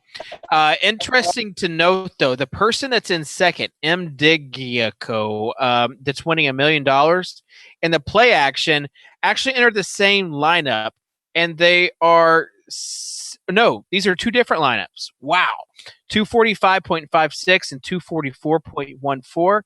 And if they would have played that other lineup in the Millionaire Maker, they'd be walking away with $1,500,000. But I'm guessing they're not going to be complaining, and we'll see. For this contest, 50,000, 30,000, 20,000. So they want another $100,000 for this stack on their two different lineups. All right, so the Dugan brothers. All right, can you guys hear me? Nope, they're frozen again. So they're having too much of a good time. We do have, I'm pretty sure we do have a camera crew out there where they're at. So I'm guessing that there will be some footage, possibly even next week if they do pull this down. Again, we're talking about $1 million at stake with Moncrief at the helm, and now you just have the Jets milking the clock, getting that first down. So, oh, I hear something.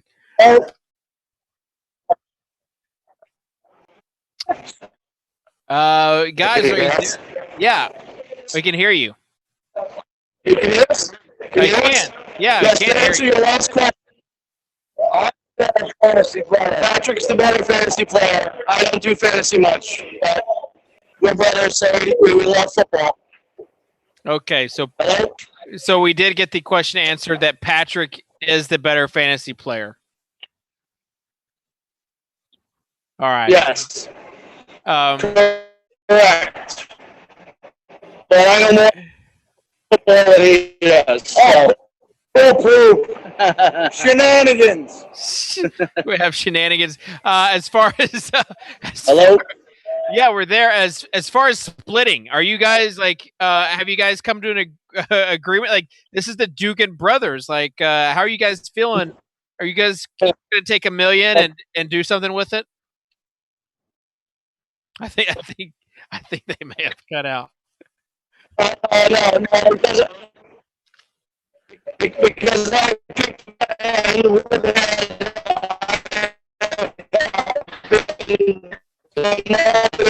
I'm getting less of a share now. He was getting the predominant. All right. I think what they said is they're getting. He was getting less of a share. They're kind of coming in, so we'll let them celebrate from where they are, and we'll kind of bring this on home. Looking at some of these other contests, we just talked about the play action. Guys, we're still getting them chopped. So talking about the play action, the $1 million kickoff, and this is the one that started on Thursday. The winning score 241.06, and they had Brandon Marshall. So Brandon Marshall at 26.1 points becomes the top scoring player from the Jets, passing Eric Decker. But you had the wide receivers in this game. Another game of running backs not doing anything. All the wide receivers. And you've got Decker and Marshall from the Jets, and also Moncrief from the Colts. Andre Johnson not doing anything. T.Y. Hilton not doing anything. So if you had Brandon Marshall, you were very happy with the way the second half has gone. Looking at Andrew Luck, they're 0-2. They're going to be 0-2 now. Heading to Tennessee week 3. I wonder how many yards. Like Andrew Luck could put 400 yards on the Titans. I hope he doesn't, just as a Titans fan, but they could. Brandon Marshall with a 5-yard penalty. Man, on a 3rd and 7, like, you want the least amount of yards as possible. So here's what, if they don't, regardless, it looks like they've got a field goal opportunity coming up, and that would mean the Colts would be, if they don't get this first down, the Colts would be 2 scores down, and then Zudels would actually have a legit chance with them moving down the field with some short passes. The short passes what Andrew Luck is known for. So I could definitely see a situation where Moncrief gets 2 or 3 passes. It really depends on from there how many yards he gets. 20, 30 yards could be the difference between 500,000, $1 million, and $2 million. So there you have it. No rush or no gain on Bilal Powell's 3rd down. So you're going to have a little bit under 2 minutes. So about 1:50, and this will probably take 10 minutes, depending on how long it is for the Colts. But they'll kick a field goal, they'll go to timeout, they'll kick the kickoff, they'll go to timeout, and then come back, and then we'll see if the Colts can do anything. So if you are Zudels, you are going to be sweating right now, and you're going to be waiting for a long time. Maybe we can get one of the DraftKings analysts back. I'm not sure if any of them are there, but maybe we can get one of them to help kind of close the show. Taking a look right now at the leaderboard, I don't see anybody creeping with anything else really up top, but who knows? Looking at some of these contests, going back to the millionaire maker, you have still the Dugan brothers in first, M. Digico. So I don't know who that is, but they're having a very nice night because their lineups are in some of the other contests. And you heard the Dugan brothers saying that they're giving it one last shot. That was actually the quote. They were giving it one last shot, and it appears that one last shot has paid off. All right, in 11th place, Wow. You've got an Ivory Decker Marshall team at 228. So they needed something more than just a field goal out of that in that last drive. They're probably going to be staying at 11th, but that's a brutal way because if they would have just moved up 2 spots, that was as another 10K, another 35K. All right, let's bring on Andrew Wiggins, one of the fellow DraftKings analysts. Andrew, are you there? Yeah, man, those Dugan brothers. I'm crying over here. They're great. I was telling like the Gomes brothers and the Dugan brothers, like you talk about opposites. One's from Boston, one's from New York.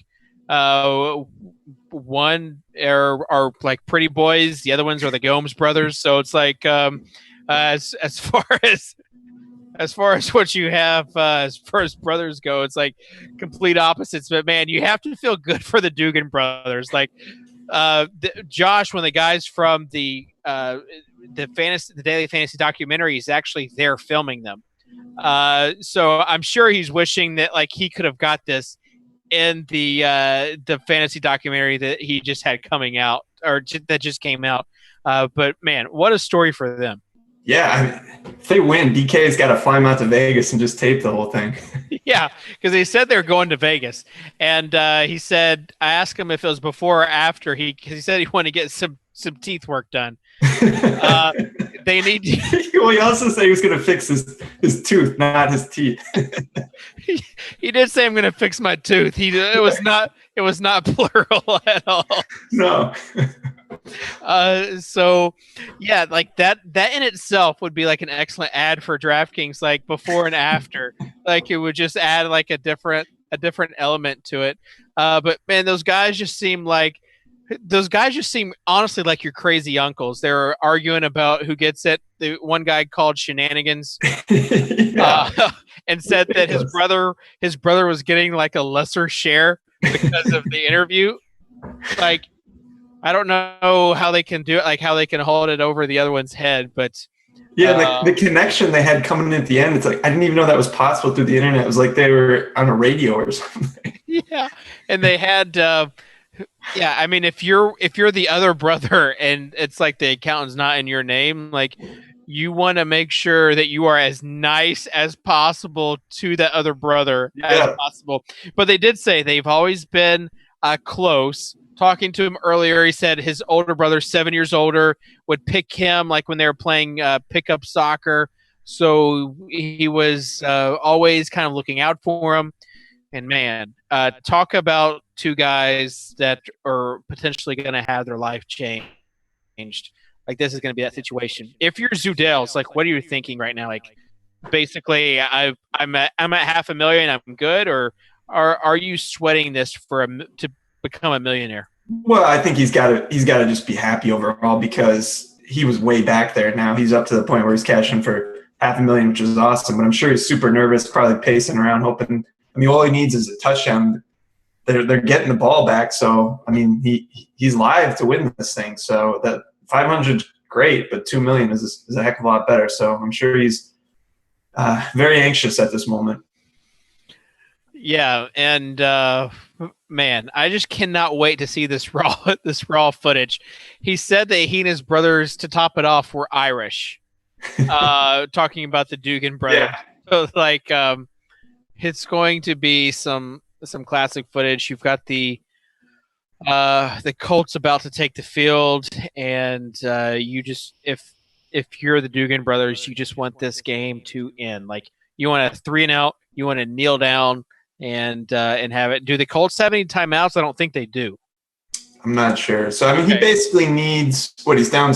They're down 6, so 3 catches for 30 yards. Yeah, it's gonna be tough. So you know, and if anything, like maybe Zudels is aiming for that number 2 spot because all he needs is 4 points there to become a millionaire. So that's like, I mean, I'm not a math wizard, but that's 2 catches for 20 yards. All right, pass to Josh Robinson, not doing anything. So, this game's they're out of timeouts. So I'd be feeling pretty good if I was sitting first, but still really nervous. Yeah, and even if you're second, I mean, going from $1 million to $500,000, is a pretty big drop off. Yeah, almost always I prefer coming from behind, but there's a point where the time is running out and you're starting to feel okay about your position. I think the guys at the top can feel that way right now. But like 15 minutes ago, I guess after you score the touchdown, you're like, oh crap, maybe they're going to get me. At least that's what I would have been thinking if I was in the lead. Yeah, and so you have Josh Robinson catching all these short passes instead of Moncrief. Fortunately for the Dugan brothers, unfortunately for Zedels, who is in third place. But a fun week too, Andrew, on this Monday night as far as the sweat show goes. Not a fun week for cash games in the least bit, and maybe just a little bit of a I don't know. It just is a perfect analogy for how this week went, that the Dugan brothers are in first place. Like those are the guys in first place, and it's official. The game has ended. Congratulations to the Dugan brothers, $2 million. The name that I haven't said at all in second place, M. DiGiaco. I don't know how you say that name, but they are millionaires, and they're also in some other tournaments. And I was saying earlier, Andrew, they're winning, they're in second, third, and fourth in the $1 million $3 contest. And one lineup is duplicate. The other one is a different one at 245. If they would have entered that into this lineup, they'd be actually winning $1.5 million instead of just $1 million. So hopefully they can find relief in the fact that they're winning at least $1.1 million. I think they'll be just fine. Yeah. All right. Andrew, really appreciate you joining us, helping us land this ship. Hey, I'm glad I got to talk about the Dugan brothers, because those guys, I was here by myself laughing about it. It was too good. Yeah. Ditto. I would second that. But I'm the one that said land this ship. So that goes to show you it's been a long night. Special thanks to everyone that has joined us throughout the night, that has used the hashtag DKTV, that has submitted pictures. We'll be here this season from Boston doing the Sweat Show on Monday nights, and this won't be possible without your interaction. And so appreciate this first kind of show from Boston. Last week we were from Miami, but it'll continue to get better and better. And I thought it was a fun week 2 Sweat Show. So for everyone that was participating, we appreciate it. We'll be back next Monday night. We also have the podcast. We have the DraftKings TV matchup breakdown coming up this week. We've got the games breakdown, and then we've got, again, $7 million millionaire maker. So we'll try to see if we can get the Dugans back for a celebration video, and hopefully they'll be around for that.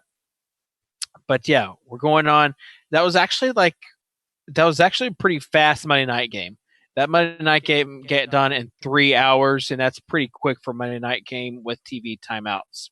So yeah, a big collective exhale, and the Dugan brothers are not answering their phones. Surprise! I imagine that they are just really excited right now, and so there you go. Probably living it up. And if you're DraftKings, you got to feel good about giving those guys life-changing money. And one of the guys, from his mouth, a new set of teeth. So congratulations to the Dugan brothers again, and hopefully they will take that money. Let's not forget Aaron DeKing, one of the guys, one of the unsung heroes of the show, said his mom tried to get him to invest, and he said, obviously, Mom, you just do not get it. So hopefully these guys do something smart with their money and continue playing on DraftKings. I don't think we're going to get them, so we'll go ahead and sign off. Oh, wait, no, we do have them, potentially. Dun, dun, dun, dun, dun, dun, dun, dun. So this is where Socrdave just stalls for as long as he can, shuffling papers, throwing them over my shoulder, hoping to get to the Dugan brothers back for a celebration call. Not sure we're going to get it. So yeah, we're just stalling. And I'm not going to sing for everybody, but this is like they're wanting me to sing. I'm not going to sing at all. All right. If you have any suggestions for week 3, tweet at me at Socrdave and let me know what you would like to see. Any fun competitions, any fun contests. We're always welcome to feedback. And again, really appreciate people joining us. The Dugan brothers not going to be joining us for this final call, but that's okay. We got to see a lot of them, and I have a feeling that we're not done seeing them yet. They might pop up on a few more DKTV spots, maybe even a few commercials. So thanks for everybody joining us. I'm Socrdave, David Kitchen, and this has been the DraftKings Sweat Show live from Boston. Make sure you're tuning in next week. We'll be streaming live from the Boston DraftKings studios. Thanks for joining us, and good luck in your Week 3 matchups.